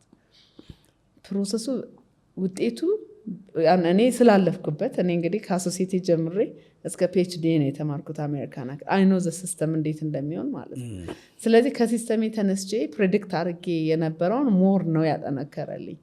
ምክንያቱም ትማራለህ፣ ስትማር በቃ ፓወርፖይንት አለ፣ አስተማሪው ይገባል፣ ያስረዳሃል፣ ትሄዳለህ፣ ትፈተናለህ፣ መጻፍ አለብህ፣ ትጽፋለህ። ያው ለእኛ እንግሊዝኛ ሰከንድ ቋንቋችን ስለሆነ በተለይ የመጀመሪያ ዓመት አሶሲየትን ባችለር ስትሰራ ትንሽ እንትን ታደርጋለህ በደንብ እንግሊዝኛ እስኪገባ። ከዛ በኋላ ግን ምንም ቀላል ነው፣ ያን ያህል አይከብድም። ከዛ ስጨርስ ትምህርት ቴዎሪውን በደንብ ነው የምታውቀው። ስጨርስ ኢንተርቪው አድርገህ ስራ ለመግባት ምንም አታውቅም። እኔ አስታውሳለሁ መጀመሪያ ኔትወርኪንግ ነበር የተማርኩት መሆንም መስራት እንፈልገው እና ስለ ኔትወርኪንግ 7 ሌቭሎች አሉት። እነሱም በደንብ ነው የማውቃቸው። በቃ ላይ ስትሬት ኤ ምናምን ያገኘሁበት ነው። ግን ልክ ስራ ስገባ ኢንተርቪው ስደረግ ገመዶቹን አምጥቶ ሳይሰኝ አላውቃቸው። ስለዚህ ድጋሚ አጭር ኮርስ ትሬኒንግ መውሰድ ነበር። ስለዚህ 4 ዓመት የተማርከው ትምህርት ጥቅም የለውም ማለት ነው። እና ፒኤችዲ ላይ ፕሮፖዝ ያደረኩት ምንድን ነው፣ አንድ ሰው በተለይ ቴክኖሎጂ ላይ ያለ የሚሰራ ወይም ቴክኖሎጂ የሚማር ሰው ልክ ሲጨርስ they have to be able to do like እንደ ዶክተርስ። አሁን ለምሳሌ አንድ ዶክተር ለመቀጠር መስራት አለበት አይደል፣ ማከም መቻል አለበት። ስለዚህ እንደዛ አይነት አፕሮች እንዲኖረው 4 ዓመት የሚማር ሰው 2 ዓመት ቴዎሪ፣ 1 ዓመት ፉል ፕራክቲስ፣ ምንም ሌላ ቴዎሪ የሌለበት ፕራክቲስ፣ የመጨረሻው ዓመት ደግሞ ኢንተርንሺፕ ወይም ደግሞ ኮአፕስ ከ9 ወር እስከ 1 ዓመት። ምክንያቱም 3 ወር ኢንተርንሺፕ ምንም አይደለም፣ ገና ሄደ ሰውን የምታውቅበት ኤንቫይሮንመንት የምትለምድበት ነው። ከዛ 6 ወር ደግሞ ገና እየለመድከው ነው ስራውን እየለመድ። ግን 9 ወር ሲሆን የኔ የሪሰርች ውጤቱም እዛ ላይ ከ9 ወር እስከ 1 ዓመት ከሆነ አንድ ሰው በደንብ ኤክስፔሪንስ ይዞ ይወጣል ማለት ነው። ስለዚህ ያ ልጅ ሲመረቅ ቴዎሪ ያውቃል፣ ፕራክቲካል ያውቃል። ከዛ ደግሞ ኦፊስ ውስጥ እንዴት እንደሚሰራ ፕሮጀክት እንዴት ኮሚኒኬት ሶፍት ስኪሉን ደግሞ በ1 ዓመት ውስጥ ያዳብራል ማለት ነው። ስለዚህ ግራጁዌት አድርጎ ሲወጣ ብቁ ዜጋ ይፈጠራል። አሜሪካን ሀገር ብቻ አይደለ እዚህም ማለት ነው። አሁን ብዙ ሰው ልክ ግራጁዌት አድርጎ ሲጨርስ ሰው ነው የሚፈልገው፣ ኮኔክሽን ይደውና ጽጌ ሰው ታውቂያለሽ ወይ እንደዚህ ለማስቀጠር ፈልጌ ልጅ ተመርቆ ይሄን ያህል ጊዜ ነው ስራ አላገኘም፣ ወይኔ ትምህርት ተመርቄ ስራ አላገኘም። ይሄ ምንድን በቃ ኮመን ነው። ስለዚህ ችግሩ የቱ ጋር ነው? ማስተማሩ ላይ ነው ማለት ነው። በደንብ ከተማረ ያ ሰው ብቁ ከሆነ ስራ ላይ ለመግባት ትንሽ ቀላልና አሁን የማስተምርበት ዩኒቨርሲቲ ውስጥ ይሄንን ሪሰርችን ኢምፕሊመንት እያደረግኩኝ ነው። ልክ ከመመረቂያ በፊት ምንድነው ያደረኩት? እነሱን ጠየኳቸው ማለት ነው። ዩኒቨርሲቲ ውስጥ ይሄ አይነት ሲስተም ኢምፕሊመንት ቢደረግ ለተማሪዎች፣ ለትምህርት ቤቱ ለራሱና ለሀገር ምን ያህል ጥቅም እንዳለው እሱን ብዬ ስልክላቸው በጣም በደስታ ተቀበሉኝ። አሁን የትምህርት ቤቱ 6ኛ ፍሎር ላይ ሙሉ ፍሎር ተሰጥቶኝ ቤይ አትላንቲክ ዩኒቨርሲቲ ቤይ አትላንቲክ ዋሽንግተን ዲሲ ነው። ዲሲ ልክ ከዋይት ሀውስ ኦልሞስት ጎን በጣም ጅስ ዋኪንግ ዲስታንስ ነው። አሁን እዛ አንዱ ፉል ታይም አሁን መምህር ነሽ ዩኒቨርሲቲ? አይደለም ፓርት ታይም ነው ማስተምረው፣ ግን ፉል ታይም ፕሮፌሰር ነኝ እዛ። ግን ስራዬ ኢንጂነር ነኝ፣ ኔትወርክ ኤንድ ሳይበር ሴኩሪቲ ኢንጂነር ነኝ። የኮንትራክተር እዚህም ሀገር ኮሌጅ ባለፈው ፕሮግራምሽ ላይ ሰማሁ፣ በኮሌጅ በሼር እንደገዛሽ ወይም እዚህም ያለውን ካሪኩለም ለማለት ከአንድ ኮሌጅ ጋር አብረሽ ለመስራት እንደተስማማሽ ሰማሁ። እስኪ ንገሪኝ ስለሱ። በጣም እንዳልኩ ያው ለሀገሬ በጣም ነው እንትን የማደርገውና ደስ የሚለኝ ወደዚህ ጊቭ ባክ ማድረግ ደስ ይለኛልና ሁሌ ኮሌጆች ላይ መስራት ፈልጋለሁ። አንደኛው እንትን እዛ ኢምፕሊመንት ሳደርግ በቃ እዚህ ኢምፕሊመንት ባደርግ፣ ግን መንገዱ ረጅም ነው። ስለዚህ ሞክሬን ፌል አድርጎልኝ ስለማያውቅ አሁን ኮሌጅ ለመክፈት ፈልግ በጣም ረጅም መንገድ ነው። አጋጣሚ አብሮኝ ቤተክርስቲያን ከኔ ጋር ያደገ ጓደኛዬ የኮሌጁ ግሬት ኮሌጅ ይባላል፣ የኩዊንስ ኮሌጅ ባለቤት ነው። ከዛ ጋበዝኩት ዲፌንስ ላይ አላውቅም፣ ኢቨን ግሬት ኮሌጅ እንዳለው አላውቅም። የት አሜሪካን ጋበሽው? እኔ አሜሪካን ሀገር ኦንላይን ላይ ነበር፣ ዙም ላይ ነበር የኔ ዲፌንስ ሲዳ ወደ 30 ሰዎች ገብተው ነበር። ስጋብዘው ገባ እዛ ላይ ማለት ነው። ከዛ ያው ዲፌንስ ሰራ ወዲያው ነው። በጣም አስተማሪዎቹም ቼሮቹም በጣም በጣም ደስ ብላቸው ወዲያው ነው ልክ እንደጨረስኩኝ በቃ ዩካን አዲ ከስምሽ በፊት ዲአር የሚለው ማስቀመጥ ትችላለሽ ላይ በጣም ደስ ብላቸው ነው። ቢካዝ የኔ የሪሰርች ያው ኦልሬዲ ኢምፕሊመንት እየተደረገ ያለ ስለነበር ማለት ነው። እና እሱ ምን አለ ወዲያው እንደዘጋውኝ ከፈለግሽ ይሄንን ነገር ኢትዮጵያ ማድረግ ከፈለግሽ ግሬት ኮሌጅ የሚባል አለ ከኔ ጋር ሼር ማድረግ ትችላለሽ አለኝ ማለት ነው። በጣም ነው የተገረምኩት ማለት ነው። ቢኮዝ ፈልጌው አላገኘሁትም። በዚህ አጋጣሚ እሱን ግን የጋበዝኩት ምንም አስቤ አልነበረም እንዲመጣና እንዲያይ ነበር። በጣም ደስ አለኝ። ከዛ ያው እንግዲህ እግዚአብሔር ብሎ ያው ምርቃቴም ላይ አይተሃል ከሱ ጋር ሼር አድርገን ምንድን ያደረጉት ኢሚዲየትሊ አሜሪካን ሀገር ኢንተርናሽናል ካምቲያ የሚባል አለ። ካምቲያ ምንድነው የሚያደርገው? ይሄ ኤ ፕላስ የኮምፒውተር ኤኒቲንግ ሪሌትድ ቱ ኮምፒውተር ሰርቲፊኬሽን አለው። ኢንተርናሽናል ሰርቲፊኬሽን ነው የሚሰጠው። እሱን ለማግኘት ግዴታ ወይ አሜሪካን ሀገር መሄድ አለብህ ወይ ሌላ ቦታ እሱ የሚሰጥበት ቦታ መሄድ አለ። ከዛ ኢሚዲየትሊ እኔ አስተማሪ ነኝ፣ የዛ የካምቲያ ሰርቲፊኬቶችን አስተምራለሁ። ከዛ ከነሱ ጋር ጠየኩኝና አሁን ግሬት ኮሌጅ ላይ ከካምቲያ ጋር ፓርትነርሽፕ ፈጥረን ኢትዮጵያ ውስጥ ሰዎች የካምቲያን ሰርቲፊኬሽን መውሰድ ይችላሉ ማለት ነው። አሜሪካ ሀገር ያለ አግሪጌትድ ሆኖ ኢንተርናሽናል የሚቀንትን ነው አክሰፕተብል ነው ሰርቲፊኬቱ። እሱ ሰርቲፊኬት ካለ የትም ኢንተርናሽናል ሄደ መስራት መቀጠር ትችላለህ። እኔ ለምሳሌ ሳልሄድ በፊት እሱ ሰርቲፊኬት ቢኖረኝ አሜሪካን ሀገር ሲሄድ ያንን ሰርቲፊኬቴን አሳይቼ በእሱ መሰረት ስራዎችን መግባት እችላለሁ ማለት ነው። በጣም ድንቅ ነው። ዶክተር ጽጌ እናትነት፣ ሴትነት አለ፣ ከዛ ደግሞ ሚስት ነሽ ለባለቤትሽ። በዚህ ሁሉ በርደን ለብዙ ሰዎች አንቲንከብል ነው። አንድ ትምህርት መማር የአሜሪካ ሀገር ኑሮ በራሱ አለ ማለት ልጆች ስታሳድጊ አጋዥ የለም ምንም እንትና ባለቤትሽ በጣም ሄልፕፉል ስለሆነ ብቻ ነው ወይስ ደግሞ ዶክተር ጽጌ ራሱ ቅድም እንዳወራሽኝ የተሰራችበት ማንነት ምንም ነገር እችላለሁ የሚል ፐርሶናሊቲ ዴቨሎፕ ስላደረገች ነው ይሄ መሆን የቻለው? ምክንያቱም እንትን ለአንዳንድ ሰው ኢሉዥን ሊመስል ይችላል። አሜሪካ ሀገር ተኪዶ ልጆች እያሳደጉ እናትነት አለ፣ ሚስትነት አለ፣ ከዛ ደግሞ ኢንካም ሁሌ ጀነሬት መደረግ አለበት፣ ቢል አለ። በዚህ ሁሉ ሀስል within this years ዶክተር ሆነች ከዛ ዩኒቨርሲቲ ፕሮፌሰር መሆን ትልቅ እንትን ነው እና ማይቻል ስለሚመስል ጽጌ የተለየች ሰው ስለሆነች ነው የባሏ እርዳታ ነው ምንድን ነው? እኔ የተለየ አድርገን እኔ በጣም ፎከስ አደርጋለሁ እንዳልኩ በጣም ህይወቴን ከማንም ሰው ጋር ኮምፔር አላደርግም። ታይሜን በጣም ነው የምጠቀመው። ሶሻል ሚዲያ የለኝም። ቶታል የለሽም? የለኝም ሶሻል ሚዲያ ከተጠቀም የራእይ የኤንጂኦን ለማስተዋወቅ ምናምን ነው። በፊት ነበር ሳላቅ የሆነ ፌስቡክ ምናምን ነበረኝ በፊት። አሁን ግን በተለይ ትምህርት ቤት ባችለሪን ከጀመርኩ በኋላ በቃ ሶሻል ሚዲያ የሚባል የለኝም። አንድ ቀን ባችለሪን እየተማርኩኝ ዝም ብዬ ቁጭ ብያለሁና እስቲ ብዬ ፌስቡክ እያየሁኝ 2 ሰዓት ቁጭ አልኩኝ ብለህ ታምናለህ? 2 ሰዓት ከዛ ስጨርስ ምንድን ነው ግን ያየሁት ደግሞ ምንም የሆነ የሚጠቅመኝ ነገር አይደለም። ከዛ ያን ቀን ገብቼ ሶሻል ፌስቡክን ዘጋሁት። ጓደኞች ምናምን ነበር ዘጋሁት እና በቃ ሶሻል ሚዲያ የለኝም። ጠዋት ስነሳ አሁን ለምሳሌ ጠዋት እነሳለሁ። ከእንቅልፌ ስነሳ የመጀመሪያ ጸልያለሁ። ሪቱኖች አሉኝ የማረጋቸው። ወጥ እየሰራሁ እንጀራ ጋግራለሁ። ኢትዮጵያ አሜሪካ ነገር ምንም እንትን የለውም። ራስህ ታደርጋለህ። መግዛት አልወድም። ብዙ ጊዜ እቤቴ ስሰራ አልችልም። ብዙ ባለሙያ አይደለም ግን ደስ ይለኛል። የእናትነት ስሜቱ እንዲመጣ ስለምፈልግ እቤት እንጀራ ጋግራለሁ፣ ወጥ ሰራለሁ። ከዛ ዘሚን ታይም ሚቲንግ ሊኖረኝ ይችላል። ሚቲንግ ገባለሁኝ። እንጀራ እየጋገርኩ ሚቲንግ ልጨርስ እችላለሁ። ግን ሁሉንም ሳረግ ቅድም ነገር ሁሉንም ሳረግ ሁሉም የተለያዩ ናቸው አይደል? ሁሉንም ግን በደንብ ነው ማረጋቸው። ምክንያቱም ሌላ ሀሳቤን የሚከፋፈለኝ ነገር የለም። እንዳልከው ባሌ በጣም ነው ሰፖርት የሚያደርገኝ።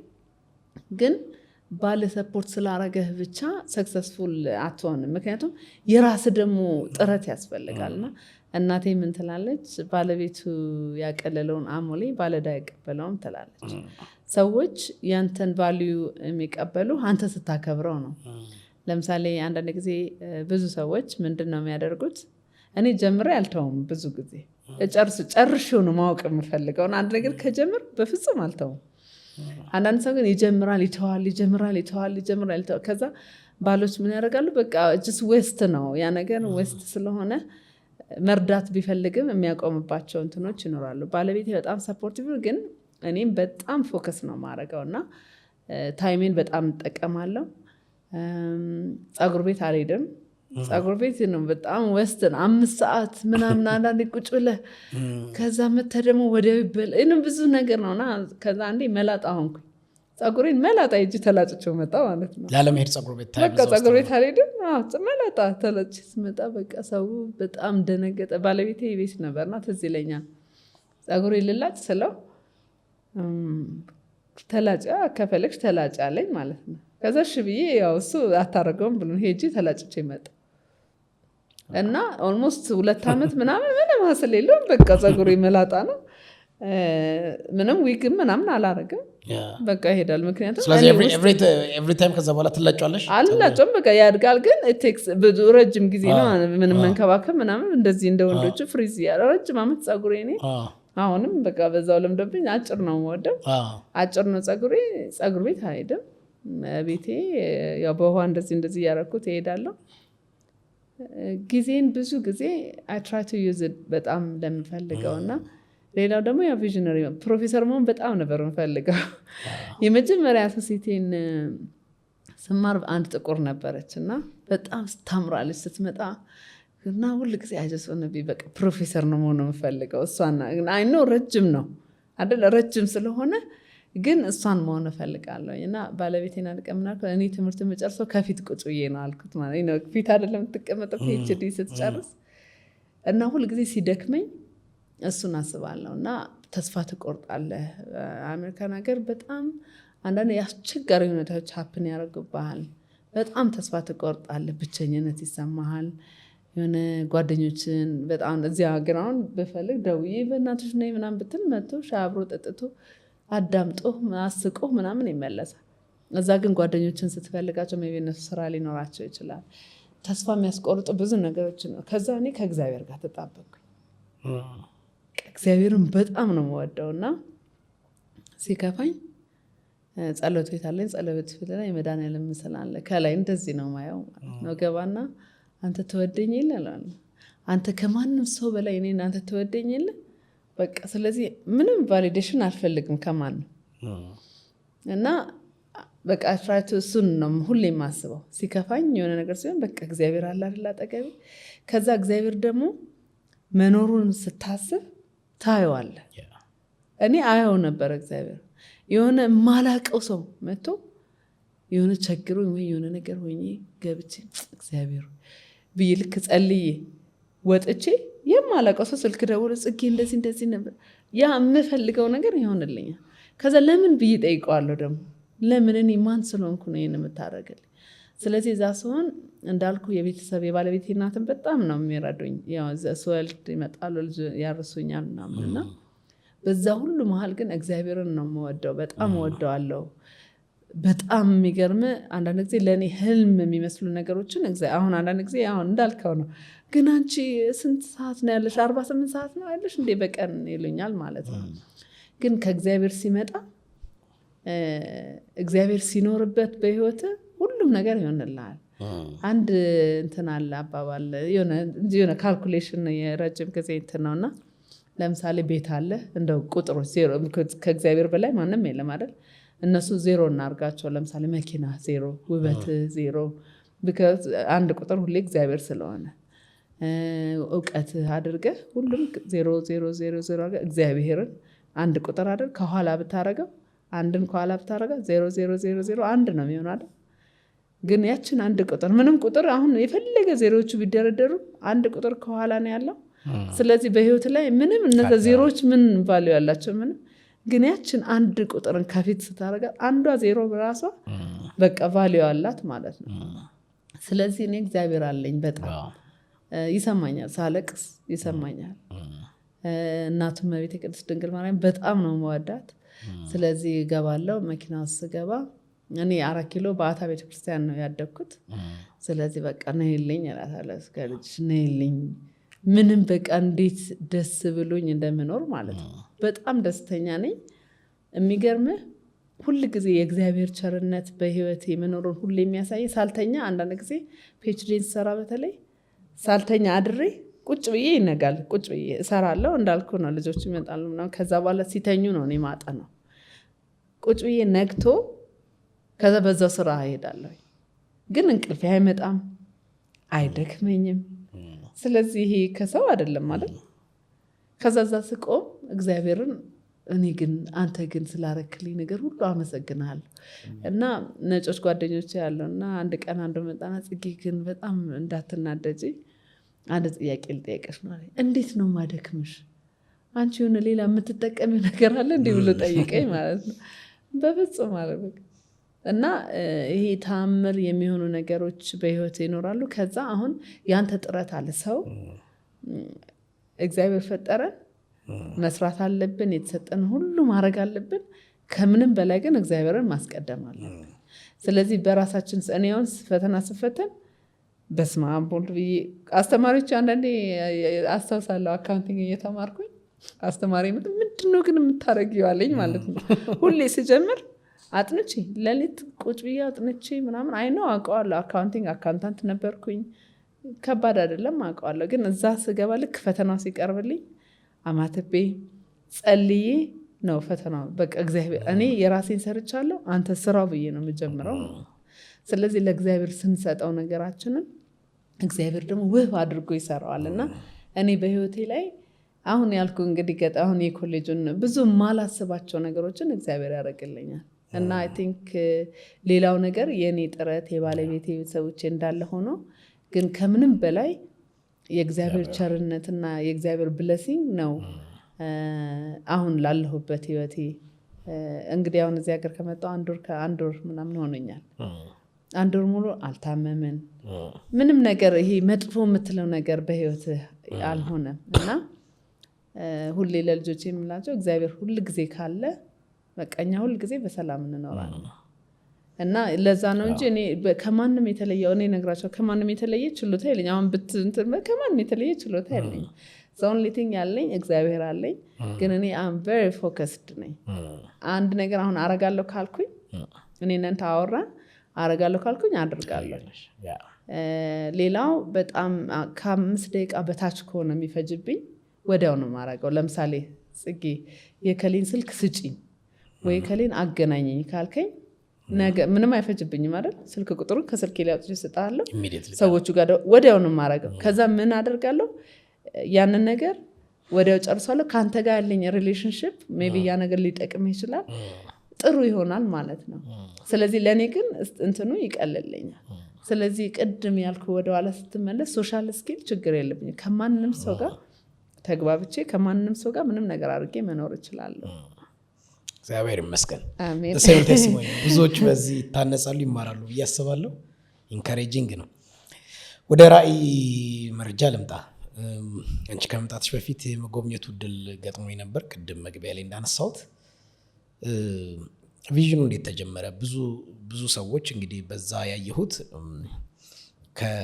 የአእምሮ እድገት ውስንነት ያለባቸው ልጆች በዛ ሆነው ሙሉ ቀን ሙያ ይማራሉ። የተለያየ ሙያ ይቻለው፣ ሽመና፣ ሙዚቃ የሚማሩ፣ ስዕል የሚስሉ፣ አይ ቲንክ ኮዲንግም እንደዛው የሚማሩ እንደዛ ይቻለው። መምህራኖቹን ምናምን በደንብ ጎብኝቻለሁና አንዱ ማዕከል ላይ የተለያየ ማዕከል እንዳለ ሰምቻለሁና አንዳንዶች እንደዚህ አይነት ችግር በቤታቸው ሲሆን ልጃቸው ኦቲስቲክ ሲሆን ያ ፔን ያ ሰፈሪንግ በዛ ምክንያት የተፈጠሩ ማዕከላት አሉ እኛ ሀገር።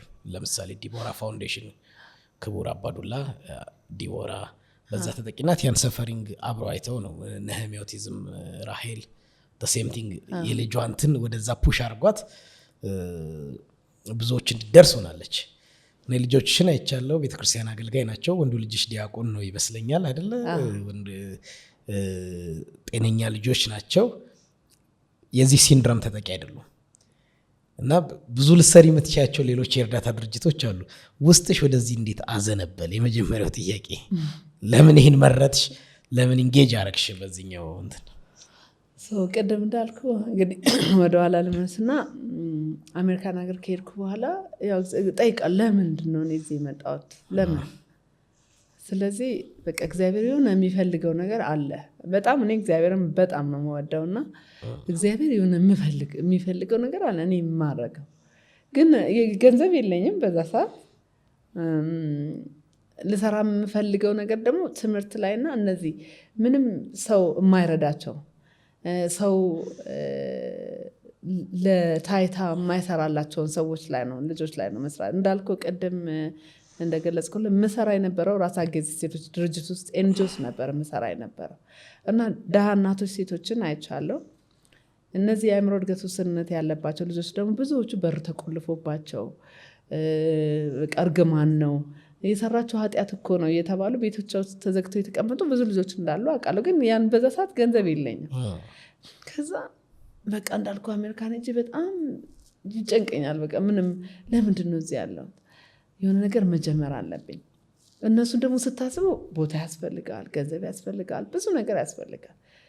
ከዛ በቃ እየጸለይኩኝ ደወልኩኝ። የራስ አገዝ ድርጅት ዳይሬክተር ወይዘሮ ጽጌ ትባላለች እና ደወልኩላትና በቃ እንደዚህ አስቤ ነበረ ግን ገንዘብ የለኝም አንቺ ታግዥኛለሽ አልኳት። ምክንያቱም በዛ ሰዓት እኔ ስራ ብጀምር ቦታ ያስፈልገኛል፣ ገንዘብ ያስፈልገኛል ስላት አንቺ የፈለግሽውን አድርጊ እንጂ አስበሽ ንገረኝ እኔ አደርግልሻለሁ፣ ምንም ችግር የለም አግዝሻለሁ ስለኝ እንደዚህ ስፔሻል እንዲያላቸውን ልጆች እነሱን በቃ እንዲማሩና እንደሚችሉ እንደሌላ ሰው ችለው የሆነ ነገር እንደሚያደርጉ ማሳየት ትፈልጋለሁ።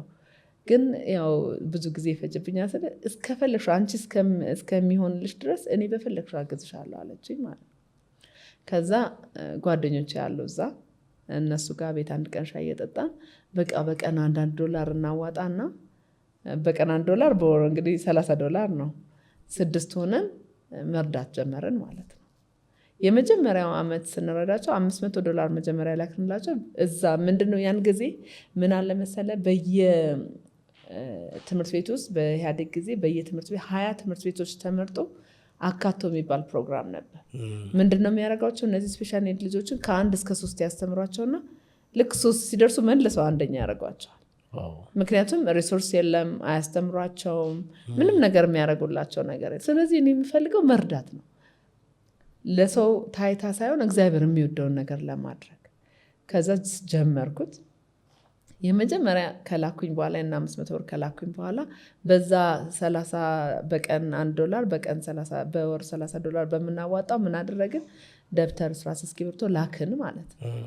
ስንልክ እነዛ ልጆች ያው ላክንላቸው ተቀበሉ። በአመቱ ሰርቬይ ሰራ። ሰርቬይ ስንሰራ ምንም ያ ደብተር፣ እስራስ፣ እስክሪብቶ የላካችሁት ምንም ጥቅም የለውም። ልጆቹ ትምህርት ቤት አይመጡም። ስለዚህ ምንም የእናንተ የላካችሁት ነገር ምንም ጥቅም የለውም። እሺ ለምንድን ነው ትምህርት ቤት የማይመጡት? ሰርቬይ አድርጊልኝ አልኳት። እንዳልኩ ወይዘሮ ጽጌ የራስ አገዝ ሴቶች ድርጅት ዳይሬክተር የኔ ጓደኛ የነበረችው ልጅ ደሞዝ እነሱ ናቸው የሚከፍሏት፣ እየተከፈላት የኔን ፕሮጀክት መስራት ጀመረች ማለት ነው። ከዛ የመጀመሪያ ጊዜ ሄዳ ሰርቬይን ስትሰራ ምንድነው በጣም በሚያሳዝን ሪዛልት ነው የመጣው። ቤተሰቦቹ ልጆቹን ትምህርት ቤት የማይወስዷቸው በጣም ድሃዎች ናቸው። የሚበሉት የላቸውን ቁርስ። ስለዚህ ቁርስ የሚሰጧቸው ቡና እስኪጠሩ ድረስ ይጠብቃሉ። ቁጭ ብለው ቡና የሚጠራቸውን ሰው ነው የሚጠብቁ። ጎረቤት ያኔ እንግዲህ አሁን አላውቅም፣ ጎረቤት ቡና በጣም ነው የሚጠራራው። ሲጠሩ ሄደው አንድ ዳቦ ለራሳቸው ቡና ቁርስ በልተው አንድ ደብቀው አምጥተው ነው ለልጆቻቸው ቁርስ የሚያበሉት። በቃ ለዚህ ነው የማይመጡት ትምህርት ቤት። እሺ እንደሱ ከሆነ ለአንድ ልጅ ይሄ እንግዲህ 2015 ላይ ነው።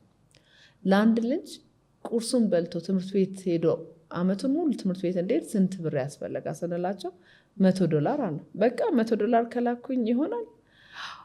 ከዛ እንዳልኩ ያ በቀን $1 የምናሰባስበው ብር ልክ ደወልኩኝና እንደዚህ ያስፈልጋል ገንዘብ ያዣጋ ደወልኩና እንደዚህ ስለሚያስፈልግ አሁን መላክ አለብን ስላት አይ የተወሰነ ሰው ብቻ ነው እኮ የሚያዋጣውና አሁን ገንዘብ የለም ስትለኝ እሺ ምንም ችግር የለም አልኳት። ከዛ ስልኬ ላይ 20 ሰው መረጥኩኝ። 20 ልጆች ነበሩ። ስልክ ላይ አንዳንድ ጊዜ የሆነ የሚሰማው ለምሳሌ ደውል ብለህ አክሊልስ የሆኑ በጣም እንደዚህ ፈልጌ ነበር ደውልልኝ ብለህ ከስልክ ላይ መርጠህ እነዚህ ሰዎች እምቢ አይሉኝ የምትላቸው ሰዎች ጋር ነውና 20 ሰዎች መረጥኩኝና የእግዚአብሔርንም ስራ ልነግረን 20 ሰዎች መረጥኩኝና ለነዛ 20 ሰዎች ምን አልኩኝ? $100 ለልጆች የሚያስፈልገው $100። ይሄ አሁን እስራስ እስክሪብቶ ምናምን አያስፈልጋቸውም። ስለዚህ ስትረስ ቦል ፔንት የሚያደርጉበት ምናምን ነው የሚያስፈልገው እና እሱን ብዬ ባክባክ አድርጋችሁ ላኩልኝ ብዬ ሴንድ አደረኩኝ ማለት ነው። አስታውሳለሁ። ጠዋት 8:30 አካባቢ 9 ሰዓት ነው የላኩት። 10 ሰዓት ላይ 20 ሰዎች መለሱልኝ እና አብዛኞቹ የቢሮ ሰዎች ናቸው። ከቢሮ መጡ እኔ ዴስክ ጋር በጣም ይሄ የማይተባረከ ስራ ነው፣ ምንም ችግር የለው፣ የቤትሽን አድራሻ ስጭኛሉኝ ማለት ነው። እሺ ብዬ የቤቴን አድራሻ ሰጠዋቸው። እቤት ስመጣ ግማሹ ከለር መላኪያ ብር እኮ ኦልሬዲ ሰጥተውኛል እኮ ባክ ምናምን በቃ ቤቱ ሞላ እና አንድ ቀን ቅዳሜ ቀን ቁጭ ብያለሁ። ጓደኞቼ አብሬ አንደርግራድ አብሬያቸው የተማርኩት ልጆች እኔ ነኝ ትልቅ ልጆች ናቸው ጓደኞቼ እና በመኪና ሙሉ ይሄ ስትረስ ቦል ለእነሱ መሳያ የሚደረደሩ እንትኖች ብር ወደ $1,000 ብር ይዘው መጡ ማለት ነው። አስላይዋት ከዛ ቁጭ ብዬ አለኝ እሱ ፎቶ እያስተካከልኩኝ ቁጭ ብዬ ከዛ ጸሎቴ ትዝ አለኝ ማለት ነው። ከዛ ባለቤት የምናልኩኝ በቃ የሆነ ቁጭ ብዬ እነሱ መጡ በቃ በጣም አመሰግናለሁ ምናምን ብዬ ላኳቸው። ከዛ በንጋታው ጠዋት ልክ እነሱ ሄዱ። ልክ እነሱ ሲሄዱ ግን ቁጭ ብዬ በቃ ይሄ እግዚአብሔር ነው የመለሰልኝ። በቃ እግዚአብሔር በቃ ይሄንን ነው ስሪው ብሎኛል። የእግዚአብሔር ስራ ነው። ስለዚህ ይሄንን ድርጅት ቁጭ ብዬ መመስረት አለብኝ አልኩና እቤት ቁጭ ብዬ ሌሊት ቁጭ ብዬ ስሙን ራእይ ብዬ አወጣሁ። ምክንያቱም ቪዥን አለ የሚታይ ነገር ነው። ራእይ ማለት ቪዥን ነው፣ የሚታይ ነገር ነው። ስለዚህ ራእይ ምንድነው? ቁጭ እነዚህ ስፔሻል ኒድ ያላቸው ልጆች ልክ እንደ ማንኛውም ሰው በሁሉም ትምህርት ቤት ላይ ታቅፈው ኢንክሉድ ተደርገው እነሱ በሚያስፈልጋቸው ኒድ መሰረት እውቀት ትምህርት ስለምወድ ማለት ትምህርት ስለምወድ ለእነሱም እውቀት እንዲያገኙና እንደ ማንኛውም ማህበረሰብ ኖረው እንዲያልፉ በቃ እንዲያደርግ እርዳኝ ብዬ ሚሽኑን ቁጭ ብዬ ስሙን አወጣሁ። ሚሽኑን ቪዥኑን ጻፍኩኝና እነዛ እቃ ይዘው የመጡት የትምህርት ቤት ጓደኞቼን ደወልኩላቸው እና እንደዚህ ኤንጂኦ ላቋቁም ነው። ምክንያቱም ብዙ ብር ነው እጄ ላይ ያለው፣ እጄ ላይ ደግሞ ብር እንዲኖር አልፈለኩም እና ላቋቁም ስለሆነ ቦርድ ሜምበር መሆን ትፈልጋላችሁ ስለ አዎ አሉኝ። ጆይን አደረኩ። ምክንያቱም እዛ ሀገር ኤንጂኦ ለማቋቋም ፕሬዚዳንት ያስፈልጋል፣ ሴክሬታሪ ያስፈልጋል፣ ገንዘብ ቢያንስ 3 ሰው ግዴታ ያስፈልጋል። ሌላ ተጨማሪ ሰዎች ነው፣ 3 ሰው ግን ግዴታ ነው። ከ3 ሰው በታች ኤንጂኦ መመስረት አችልም። ወዲያው መሰረትን ብሩን አስገባን። ከዛ በኋላ ያ እቃ መጣ። እነዛ ልጆች 20 ነበሩ። ከዛ ኢቫሉዌት ማስደረግ ፈለግን። ኢቫሉዌት ለማስደረግ ደግሞ በጣም ብዙ ብር ነው። ነጮች አሉ በጣም መምጣት የሚፈልጉ፣ ግን እነሱን ለማምጣት ትራንስፖርት ያስፈልጋል። ከትራንስፖርት በኋላ እዚህ መጥተው የሚያርፉበት ያስፈልጋል። በጣም ውድ ነው። ስለዚህ እነሱን ማምጣት ስለማንችል አንድ ወይዘሮ ሙሉ የምትባላለች አሜሪካን ሀገር እነዚህ ስፔሻል ኒዶችን ኢቫሉዌት የምታስተምር እሷ እዚህ ሀገር ስትመጣ ኢቫሉዌት አድርጊልናላት። አንድ ቀን ያው ሄደ ያየህበት ቢሮ ሴታፕ አደረግንላት። አንድ ቀን ሙሉ ቁጭ ብላ ኢቫሉዌት አደረገቻቸው። ከዛ እነዚህ ልጆች ሞር የሙያ ስልጠና ቢወስዱ፣ ሌላ ደግሞ ያው ሕክምና ሰርቫይቫል ችግር አለባቸው። ለትምህርት ኤክስፖዝ ተደርገው ስለማያውቁ ማንበብ መጻፍ ሌላ ስኪል የላቸውም። ስለዚህ ስኪላቸውን በፕሮሰስ የሚታወቅ ስለዚህ ግን ሞር እንደዚህ አይነት ነገሮች ለሱ ቢስተካከልላቸው ውጤታማ ሊሆኑ ይችላሉ የሚል መጣ ማለት ነው ከኢቫሉዌሽኑ። ከዛ እኔ 2017 መጣው እንዳልኩ ገንዘብ የለኝም፣ ግን እግዚአብሔር አለኝ እንዳልኩ። ሁሌ ምንላቸዋለሁ እንደውም ትዝ ይለኛል። እስካሁን አንድ ልጅ አለ የራእይ ሲኢኦ እግዚአብሔር ነው እላለሁ። ምክንያቱም ይሄ የስፔሻል ኒድ እንትን ሁሉም ቤት ያለ ነው። ብሔር አይመርጥ፣ ዘር አይመርጥ፣ ሀብታም ብትሆን ድሃ ብትሆን ይመጣል። ከመጣ ምንም ሶሉሽን የለው። በቃ ሀብታም ሆነ በገንዘብ ሶልቭ አድርገህ የምታደርገው ነገር አይደለም።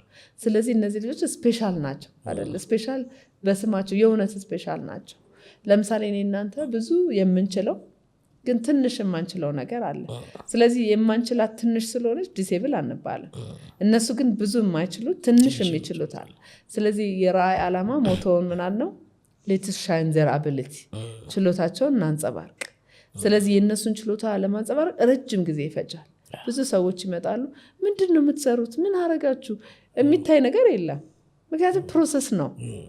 እነዛ ልጆች የመጀመሪያ ሽመና የሰሩት ነጠላ የሰሩት 10 ዓመት ነው የፈጀበረን ኦልሞስት ከጀመርን ጀምሮ እንግዲህ ልክ 2014-17 መጣሁኝ አይደል ኦልሞስት 8 ዓመት ሙሉ ነው በቃ ያሰለጠናል። አሁን የሚሰሩት ነጠላ ውጭ አታገኘው እነሱ የሚሰሩት ነጠላ እሱን ለማምጣት ወደዛ ለማምጣት ያን ያህል ዓመት ትሬን አድርጋችኋቸው በቃ ያን ያህል ዓመት ሲበጥሱ እዚህ ባሳያቸው ለተመልካቾቼ ወይኔ ነጠላ ሳላመጣ ውጭ እየወሰድሽ እዛ ትሸጭላቸዋለሽ እሱን አይደለ ከዛ መልሶ ለነሱ መማሪያ ይሆናል። ምን አደርጋለሁ ከዛ የሚሰሩት እንወስዳለን። አሜሪካን ነገር ገንዘቡ እንደሱ ነው የምናመጣው። አሜሪካን ነገር በጣም ብዙ ቮለንቲሮች አሉ። እኔ ብቻዬን አይደለም የምሰራው ወደ 18-19 የሚሆኑ ቮለንቲሮች አሉ። ጋዜጠኛም አበበ ፈለቀም አንዱ የኛ ቮለንቲራችን ነው። በጣም ብዙ ሰዎች ባለ ገንዘብ ያሉ ሱቅ ያላቸው የተለያየ ሙያ ላይ ያሉ ዲጄዎች የተለያዩ ሁሉም በነፃ ነው የሚሰራው። ማንም ሰው አይከፈለው። እንደውም እዛ እኛ ጋር የገባ ሰው ሁሉ በየወሩ መዋጮ ይከፍላል ማለት ነው።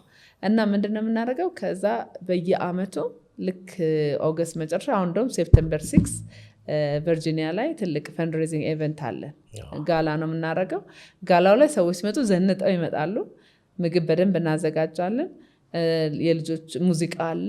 የልጆች የሰሩት ስራ ይታያል። ከዚህ ዶክመንተሪ እንወስዳለን። ልጆች የሰሩትን ስራ እዛውን ነጠላው ይለበሳል። ያልቃል። ብዙ ጊዜ እንደውም ብዙ ስለሌለን ምርት ቶሎ ነው የሚያልቀው። ነጠላ፣ ቀሚስ፣ ሻርፖች፣ የጠረጴዛ እንትኖች ይሰራሉና እነዛ ልጆች አሁን ስንጀምር 20 ነበሩ። አንድ ትምህርት ቤት ላይ ነበር የምንሰራው። አሁን 5 ክፍለ ከተማ 7 ትምህርት ቤት ላይ እንሰራለን። ወደ 300 ልጆች ደርሰዋል። እነዛ ሴንተር ላይ ያያቸው በየቀኑ 30 ልጆች ሴንተር ላይ ይመጣሉ። ምክንያቱም በመንግስት ትምህርት ቤት ውስጥ 10 ወር ብቻ ነው መቆየት የምንችለው። አመት 10 ወር ብቻ ነው ኮንቲኒስሊ ማስተማር የምንችለው።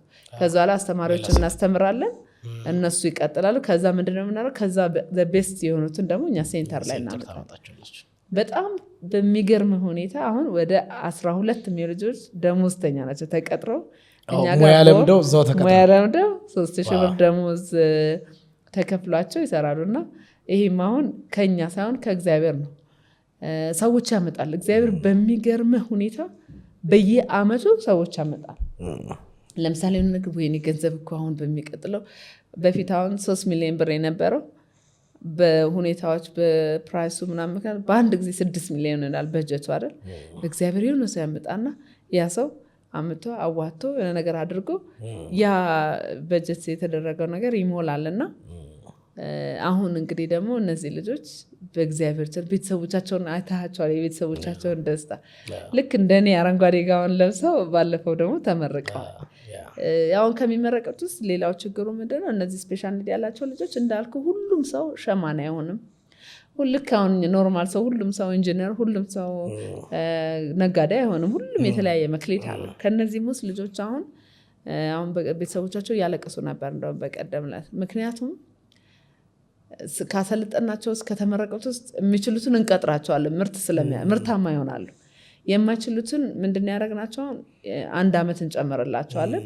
እስቲል ይችላሉ አይደል የተወሰነ የሚያዩትን ይችላሉ ብለን እናሰልጥ። ሌሎችን ግን አሁን ሳሙና ፋብሪካ ለመክፈት ሳሙና ፋብሪካው ምንድነው የሚያደርገው ምንም እውቀት አይጠይቅም አይደል። ግማሹ ያጸዳል፣ ግማሹ ይሞላል።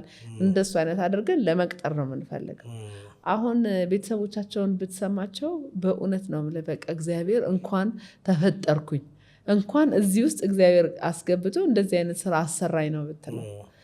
ቤተሰቦቻቸው ያኔ ልጆቻቸው ስፔሻል ኖረው ቤት ውስጥ ሲኖሩ እነሱ ብቻ አልነበሩም ተጠቂዎች፣ ቤተሰቡ በሙሉ ነበረ። አንደኛ ከቤት አይወጡም፣ ልጆቹ ተደብቀው ነው። ከቤት ካልወጡ ቤተሰቦቹ ስራ መስራት አይችሉም እናትየው። ስለዚህ ምግብ አይበሉም፣ በጣም በችግር የሚኖሩ ማለት ነው። አሁን ልጆቹ እኛ ጋር ድሮፕ ያደርጓቸዋል። አንደኛው ልጅ እንደውም ሲናገር አባቴ የከሳውን አባት ናቸው። በፊት እርሳቸው ነበር አሁን ራሱ ነው የሚመጣው፣ ራሱ ይመጣል፣ ቀጥታ ይገባል። ስለዚህ እሳቸው ስራቸውን ይሰራሉ ማለት ነው። ቤተሰቦቹ ስራቸውን ይሰራ፣ እነሱን ብቻ ሳይሆን ቤተሰቡንም ነው የምጠቅመውና በዛ ምክንያት ተጀመረ።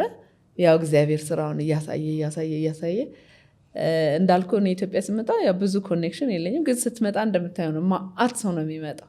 አንዳንድ ሰዎች አሁን በበቀደሙ ኢቨንት ላይ እኔ በጣም እስኪገርመኝ ድረስ ነው እዛ ላይ አንድ ቀን ያገኘኋቸው ሰዎች እንደዚህ ስለ ራእይ አለ ስላቸው እሺ ብለው መጥተው አሁን ቮለንቲር አድቫይዘሪ ቦርድ ትናንትና ነው ያቋቋም ነው እነሱን ያቋቋም ነው በቀደም ከመጡት ሰዎች ውስጥ እና እግዚአብሔር ነው የሚልካቸው። አንዳንድ ጊዜ ስራዎችን አንዳንድ ሳይሆን ሁል ጊዜ እግዚአብሔር ነው የሚሰራው። እግዚአብሔር ሲሰራ ግን አንተ ስታይ ነው እግዚአብሔር መስራቱን ነው የምታውቀው። ምክንያቱም እኔ ለምሳሌ የሆነ ነገር ሲደረግልኝ አይ because of my connection ነው because ከሊና ቃል ምናምን ካልኩኝ የእግዚአብሔርን ስራ አላይም። ስለዚህ እግዚአብሔር ለነዚህ ልጆች ነው ያለው። አሁን እንግዲህ ያው ቦታ በጣም ችግር ያለ እንዳየው ቦታ በጣም ብዙ ሰው ዌቲንግ ሊስት ላይ አለ። እነዚህ ልጆች እኛ እያሰራን ያው እንዳየው ሙዚቃ አለ፣ አርት ይማራሉ፣ ሽመና ይሰራሉ። ይሄ የስነ ተዋልዶ የንጽህና ትሬኒንግ ይሰጣቸዋል።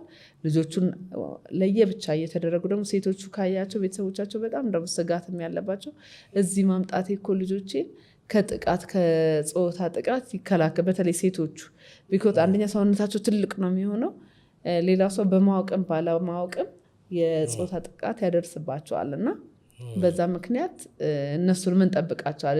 ስራ እንኳን ሰርተው ባሄዱ ይሰራሉ መተው ግን ከዛ ጥቃት ድነው ውለው ይሄዳሉና በጣም ትልቅ ስራ ነው እየሰራ ነው ያለ ነው። እነዚህ ልጆች እንግዲህ ከብዙ ነገር ነው የሚጠበቁት እዛ በመሆናቸው እና እነዚህ አብሮስነት ላይ ያሉ ሰዎች ላይ ጾታዊ ጥቃት የሚያደርስባቸው ሰው አለ ማለት ነው። በጣም ብዙ የሚገርም ከቤታቸው አሁን አንደኛው ልጅ ተመስገን ይባላል እና እሱ በጣም ይሰራ ነበር፣ በጣም ጎበዝ ምናምን ይሰራ ነበር እና ከቤት ውስጥ እንግዲህ ያው አንደኛዋ ሰራተኛዋ የነበረችው ለቀቀች ከቤት ማለት ነው። በቃ ከዛ ልጁ ዲፕረስድ ሆነ ማለት ነው እና በኋላ የሆነ ግንኙነት ነገር እንዳላቸው ነው በኋላ እንትን የተደረገው። ሌሎች ደግሞ ሴቶችን የሚያጠቋቸው ብዙ አሉ። መንገድ ላይ ጎረቤት ሴቶች ልጆችን በጣም ይጠቃሉ። ሴቶችም ወንዶችም ናቸው የሚጠቁት። የሚገርም አሁን አይመስልም ሰርታያቸው ቤተሰቦቻቸው እንዴት እንደሚሳቅ እነዚህ ልጆች አስባቸው። የአእምሮ እድገት ውስንነት አለባቸው፣ አንዳንዶች ኦቲስቲክ አለባቸው። ኦቲስቲክ ደግሞ ኦቲዝም ያለበት ስፔክትረም ነው። አንድ ነገር ለምሳሌ ይሄ ነው ብለህ አንዳንዱ ይሄ ብቻ ነው ኦቲዝም ያለበት ይሄ ነው ችግሩ ብለህ አይደንቲፋይ የምታደርገዋለ። የተለያየ አይነት ነው ያለባቸው ችግር እና ሴቶቹ ልጆች በጣም ነው ሴቶቹም ወንዶችም የጾታዊ ጥቃት የሚደርስባቸው። ከዛኛ ምን እናደርጋለን? ያው ባለሙያዎች አሉ። ስለዚህ አንዳንዶች በማየት ታውቃለህ ሲመጡ ወይ ዲፕረስድ ይሆናል ወይም ከዛ ኢንተርቪው ያደርጓቸው። ምን ሆናችሁ ነው ምንድን ነው ይነግሩሃል። እከሌ እንዲያርጉ እንደዚህ ሆኖ እንደዚህ ሆኖ ከዛ ምን ያደርጋሉ? ቤተሰቦቻቸውን ይጠራሉ፣ ቤት ድረስ ይሄዳሉ። ይህን በማድረግ እንዲጠብቋቸው ቤተሰቦቻቸውን እነዚህ ልጆች ካደጉ በኋላ ጥላችኋቸው አትሄዱ እና እሱን እናደርጋለን። እሱ በጣም ትልቁ ቻሌንጅም ደግሞ በቤተሰብ ቢሆንም የማይወራ ነገር ስለሆነ ከዛ እንዲጠበቁም እንሰራለን። አሁን ያለባችሁ ተግዳሮት ምንድን ነው? ቦታ ብልሽኛል ቅድም። ቦታ ፋይናንሻሊም እንዳልኩ እኛውን የምናደርገው ከዛ ገንዘብ እንትን እያደረግን ነው የምናመጣው። ፈንድሬዝ እናደርጋለን በየአመቱ ሁል ጊዜ እና በየወሩ ደግሞ አሁን ሜምበርሽፕ ጀምረናል። ሜምበርሽፕ ላይ በጣም ሰዎች ትንንሽ ምንድነው የሚባለው 50 ሎሚ ለአንድ ሰው ሸክም ለ50 ሰው ጌጡ ነው እንደሚባለው ሁሉም ሰው የሜምበርሽፕ ላይ እየተመዘገበ በየወሩ የተወሰነ ኮንትሪቢዩት ቢያደርግ በጣም ብዙ ሰዎችን ተደራሽ እናደርጋለን። በተለይ ሀገራችን ውስጥ እነዚህ ልጆች አሉ። የራእይን ልዩ የሚያደርገው እኛ ወደ ምርት እናስገባቸዋለን፣ እንቀጥራቸዋለን። አሁን እንግዲህ አይ ቲንክ ዲፕሎማ ተመርቆ የሚመረቅ ሰው 3000 ብር ደሞዝ ያገኛል። የእኛም ልጆች ሰርተው አሁን አንደኛዋ ልጅ የአእምሮ እድገት ውስንነት አለባት። 8ኛ ክፍልን 3 ነው የደገመችው። ከዛ አስወጧት ከትምህርት ቤት። እኛ ጋር መጣችና ሽመና በ2 ወር ነው የቻለችው። አሁን እኛ ጋር ደሞዝ ተቀጥራ ደሞዝተኛ ናት። እንደውም በቀደም ስትመሰክር ጓደኞቼ እንዴት አንቺ አሁን ደሞዝ አለሽ ብለው ጠይቀው፣ በፊት በጣም ታዘን ነበር ጓደኞቹ 11 12 ሲደርሱ ማለት ነው። ስለዚህ ያንን ለማድረግ ያው ፋይናንሻሊ ያስፈልገናል፣ ቦታ ያስፈልገናል፣ ቮለንቲር ያስፈልገናል። ብዙ ሰዎች እኔ በምናምን አለው በኔትወርክ ቮለንተሪዝም በጣም ነው ማምነው። ምክንያቱም ለምሳሌ አንተ የራስህ አሁን ሚዲያ አለ ትመጣለህ፣ ገንዘብ መስጠት ባችል በሙያ ራዕይ እንዲተዋወቅ እነዚህ ልጆች ወጥተው ሌሎች ሰዎች ጋር ተደራሽነት ኖሯቸው ህይወታቸውን እንዲለውጡ ማድረግ ትችላለህ።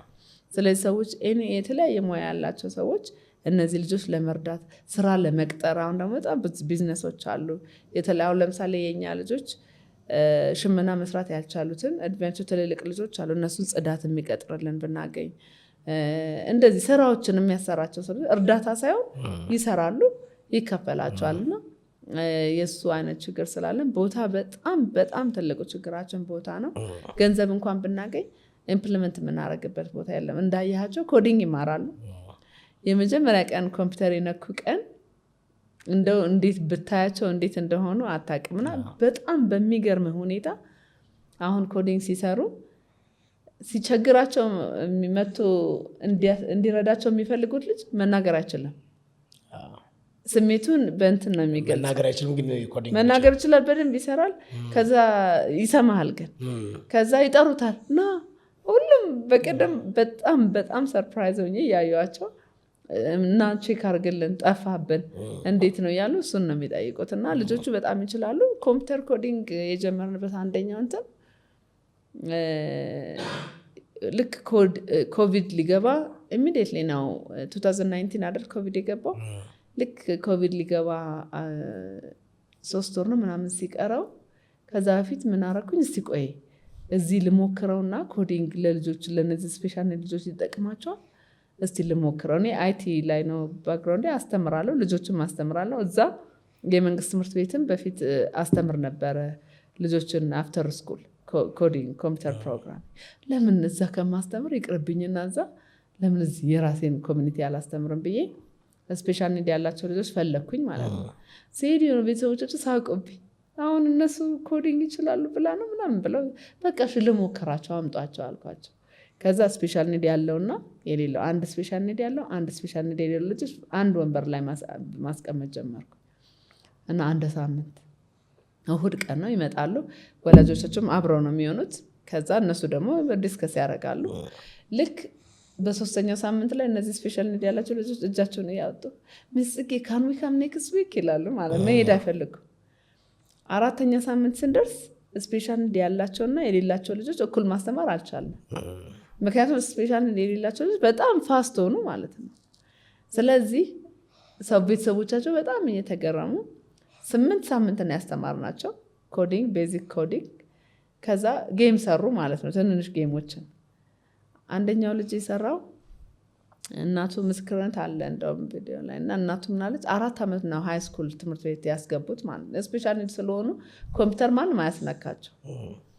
ያንን ሁሉ 4 ዓመት ተምሮ እንኳን ይሄን ያህል አላወቀም። አንደኛው አዲስ ይባላል ለኛ ጋር፣ እሷም ፓይተን ይማራል። ፓይተን እንግዲህ አድቫንስ ኮዲንግ ነው። ሲሰሩ በደንብ ነው የሚሰሩት። ከዛ ምን አደረገው፣ ኦኬ በጣም ይሄ ጥሩ ሀሳብ ነው፣ ስለዚህ ይሰራል ማለት ነው።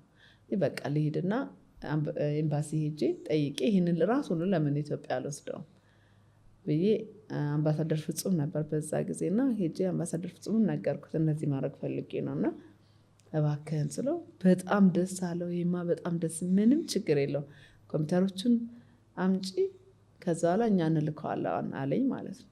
በጣም ደስ አለኝ።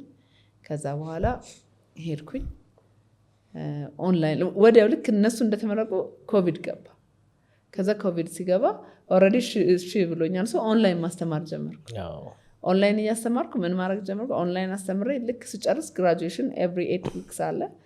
ግራጁዌት ሲያደርጉ አሜሪካን ያሉት ልጆች ከዛ ለኮምፒውተር ግዙ አልኳቸው ማለት ነው። እንደዚህ ፈንድሬዚንግ አድርጌ ኢትዮጵያ ልክ በጣም ደስ አላቸው። ሁሉም አሳየዋቸው ምን ማድረግ ዲዛይን አድርጌ ከዛ ፈንድሬዝ አድርጌ ኮምፒውተር ወደ 106 አሁን ረሳሁት ቁጥሩ ራሱ 4 ዓመት ወደ 106 የሚሆኑ ዴስክታፕ እና ሞኒተር ያለው ፉል የዶና 5-6 ላፕታፕ፣ ፒያኖ ሰው ቤቴ ድረስ እያንኳኳ በኮቪድ ጊዜ እኮ ነው።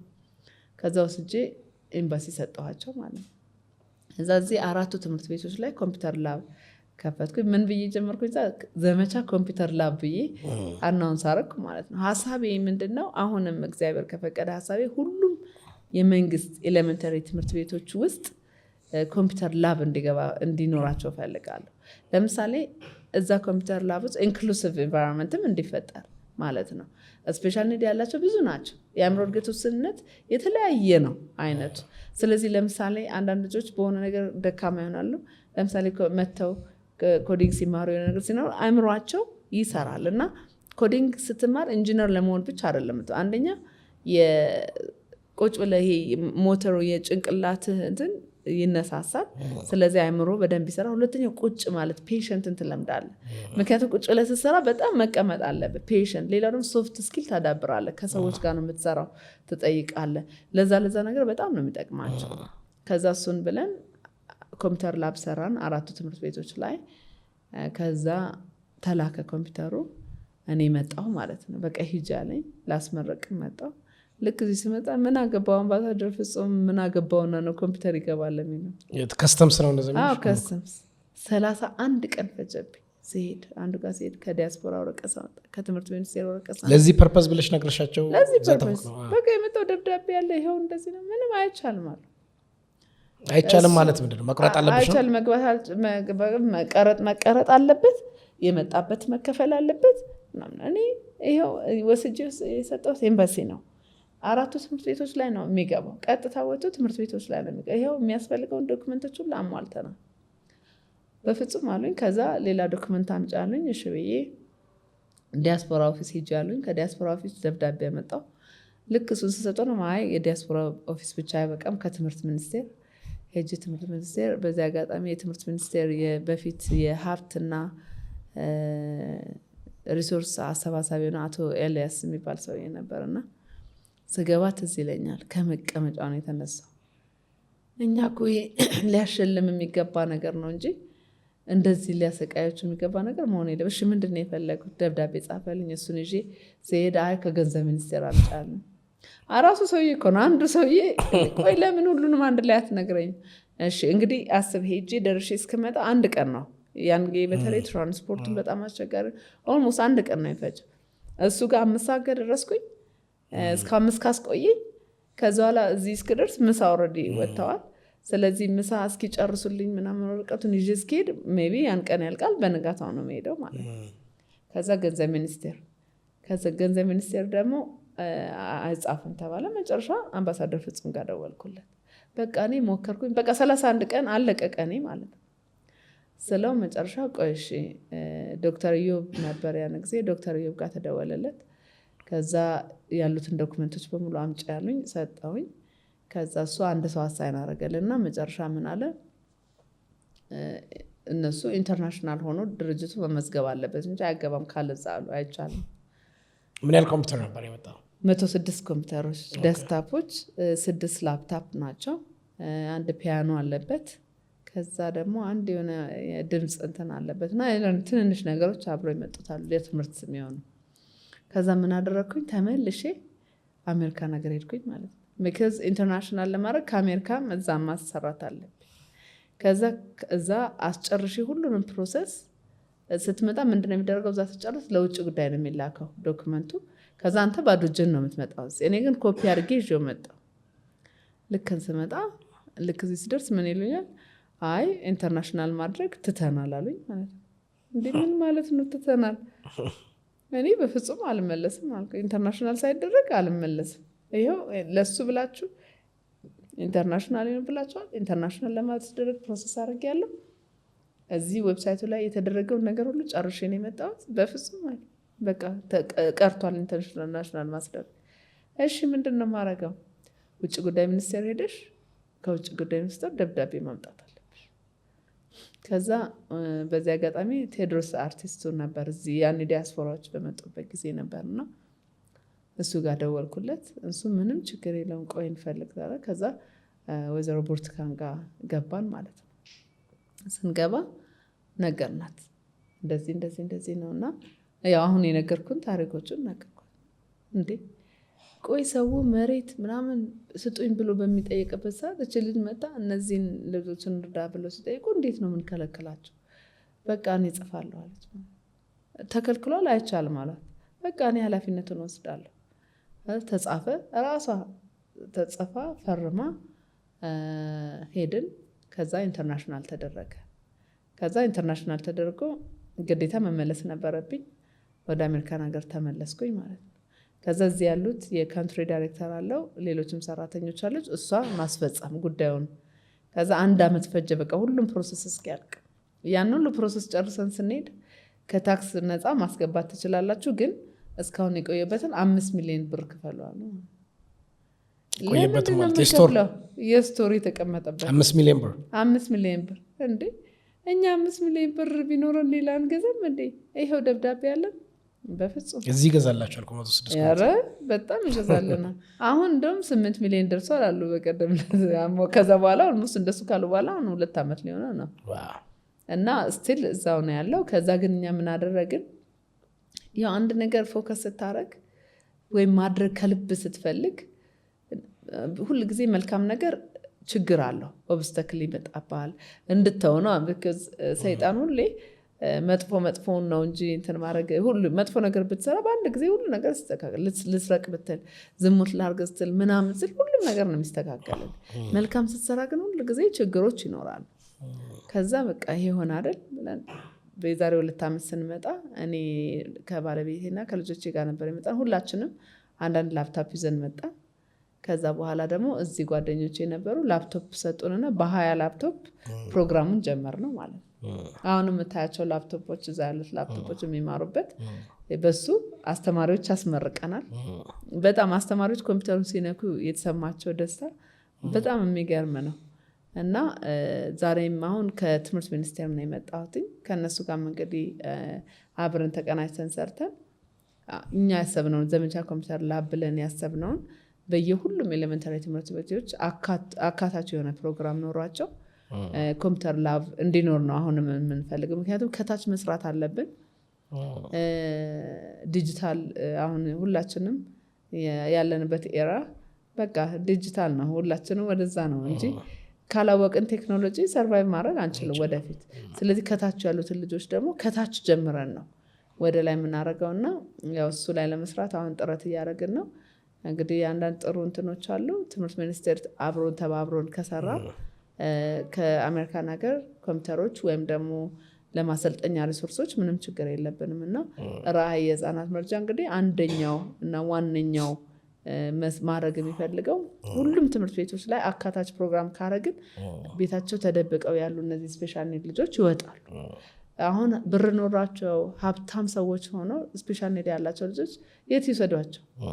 ቦታ የለም። ሪሶርስ ሆነም የተወሰነ ቦታ ነው ያለው።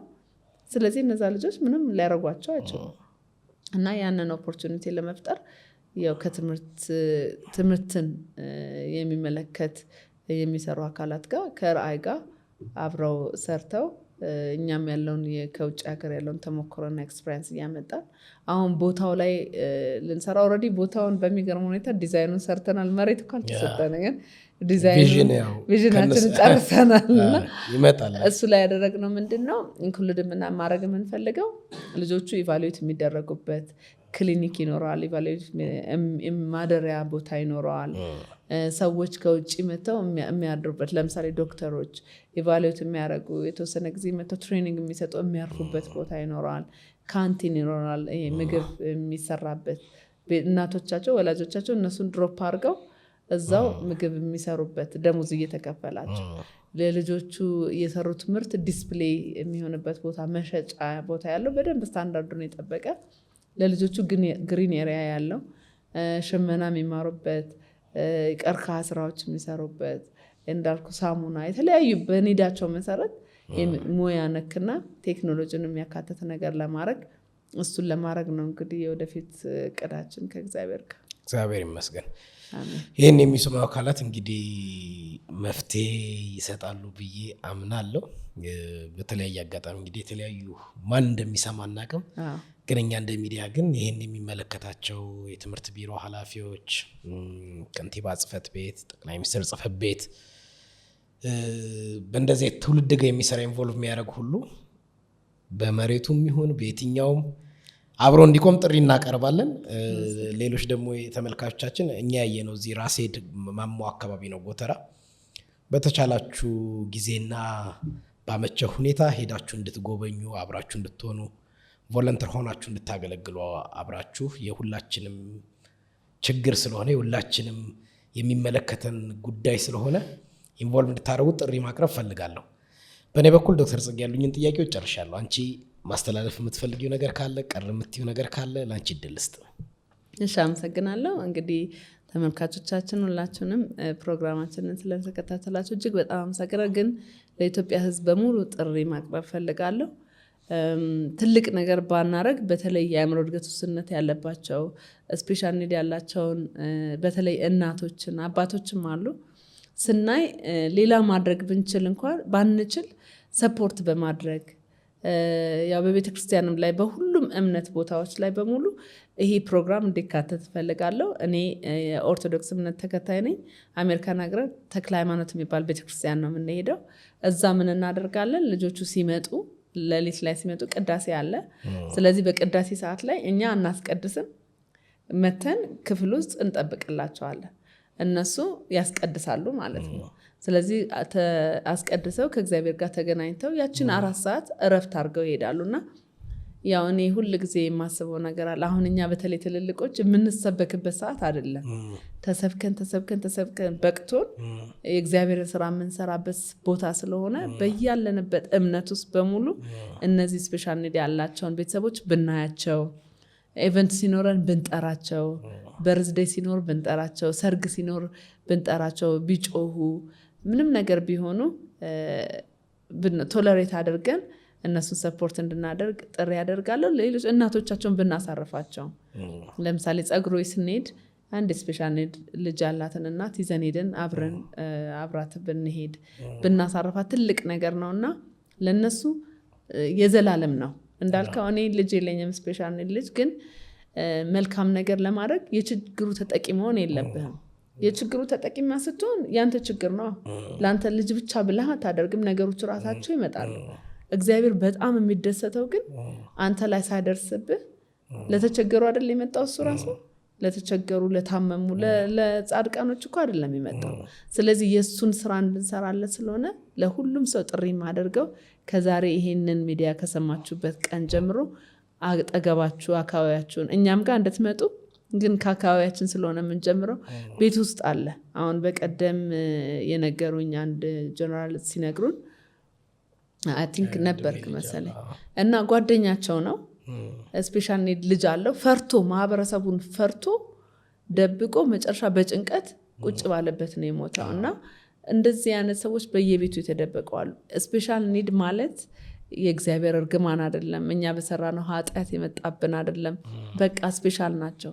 እግዚአብሔር ምህረቱን እሱ መኖሩን እንዲያሳይበት የሰጡ ልጆች ናቸው እና ለሁሉም ለኢትዮጵያ ሕዝብ በሙሉ የትም ዓለም ላይ ላላችሁ ውጭም ያሉት ሰዎች እንደሱ ስለሆነ ውጭም ያሉ ኢትዮጵያውያን እነዚህ ልጆች ለማውጣት በጣም ስለሚቸገሩ፣ ምክንያቱም ሰው የሚሰጠው አስተያየት በጣም ከባድ ስለሆነ ይህን እንድታደርጉ ያው አደራ ላለሁ። በልጆች ስም እንግዲህ ጥሬን አስተላልፋለሁ። አመሰግናለሁ። እግዚአብሔር ይባረክ። በጣም ነው ማመሰግነው። ይሄ እግዚአብሔር የሚከብርበት ስራ ነው። መጽሐፍ ቅዱሳችንም እንግዲህ ወላጅ ያጡ ልጆችን መበለቶችን መርዳት እንዳለብን ያስተምረናል። እንዲሁ የደጉ ሳምራዊ ታሪክ ማስቀድሜ እንደጀመርኩት ዘሩን፣ ብሔሩን፣ ማንነቱን እንግዲህ እንትን ሳይሉ የማይገናኙ አይሁድና ሳምራውያን አብረው ማይሆኑ የሚተላለፉ በዘር ምክንያት የሚናናቁ ሆኖ ሳለ ካህኑም ምኑም ሳያደርሰው ያደጉ ሳምራዊ ግን እንደደረሰለት መጽሐፋችን ይናገራል። ፈርስቴድ እንደሰጠው ይናገራል። እና ኮምፓሽን፣ ፍቅር፣ ዘር፣ ሃይማኖት፣ የኔ ከለር የሚል አይመርጥም። እንደዚህ ችግሮች ሲመጡ ደግሞ ዘርም ሃይማኖትም ቅድም አንቺ እንዳልሽው የሶሻል ስታተስ የኢኮኖሚክ ስታተስ አይመጥንም። ሁላችንም በር ያንኳኳል። ስለዚህ በየትኛውም ቤተ እምነት እንዳሉ ሰዎች በዚህ እንዲሳተፉ እኔም ደግሜ ጥሪ ማቅረብ እፈልጋለሁ። በጣም ነው ማመሰግነው ይህን እድል ስላገኘው። ዶክተር ጽጌ ፕሮፌሰር ዩኒቨርሲቲ ሳስተምር ይመስለኝ ፕሮፍ የሚሉ ዶክተር ይመስለኛል። ስለዚህ በጣም ክብር ይሰማኛል በእንደዚህ አይነት ታይፕ ፕሮግራም ኢንጌጅ በማድረጌ። የኔ ሞሮፍ የቤተ እምነት ጉዳዮች ነው ብዙ ማሳትፈው፣ ግን እንዲህ ሆሊስቲክ የሆነ ሁሉንም ሰው የሚወክል ሁሉንም ሰው አድሬስ የሚያደርግ ስራ እንድሰራ እድል ስላገኘው ደስተኛ ነኝ። ክብር ይሰማኛል። ቴንክ ዩ ስለመጣሽ በጣም እጅግ በጣም አመሰግናለሁ። በጣም አመሰግናለሁ። መልካም ውድ የምኩራብ ሾው ተከታታዮቼ፣ በሌላ እንግዳ እስክንገናኝ ድረስ ቸር ቆዩኝ። ሰብስክራይብ ማድረግ ሼር ማድረግ አይረሳ።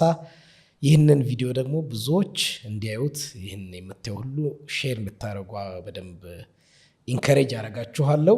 ብዙዎች ጋር መድረስ ያለበት ቪዲዮ ስለሆነ ሁላችሁም በዚህ እንድትተባበሩን ኢንከሬጅ አደርጋለሁ። እስከዛው ቸር ቆዩን። ሰላም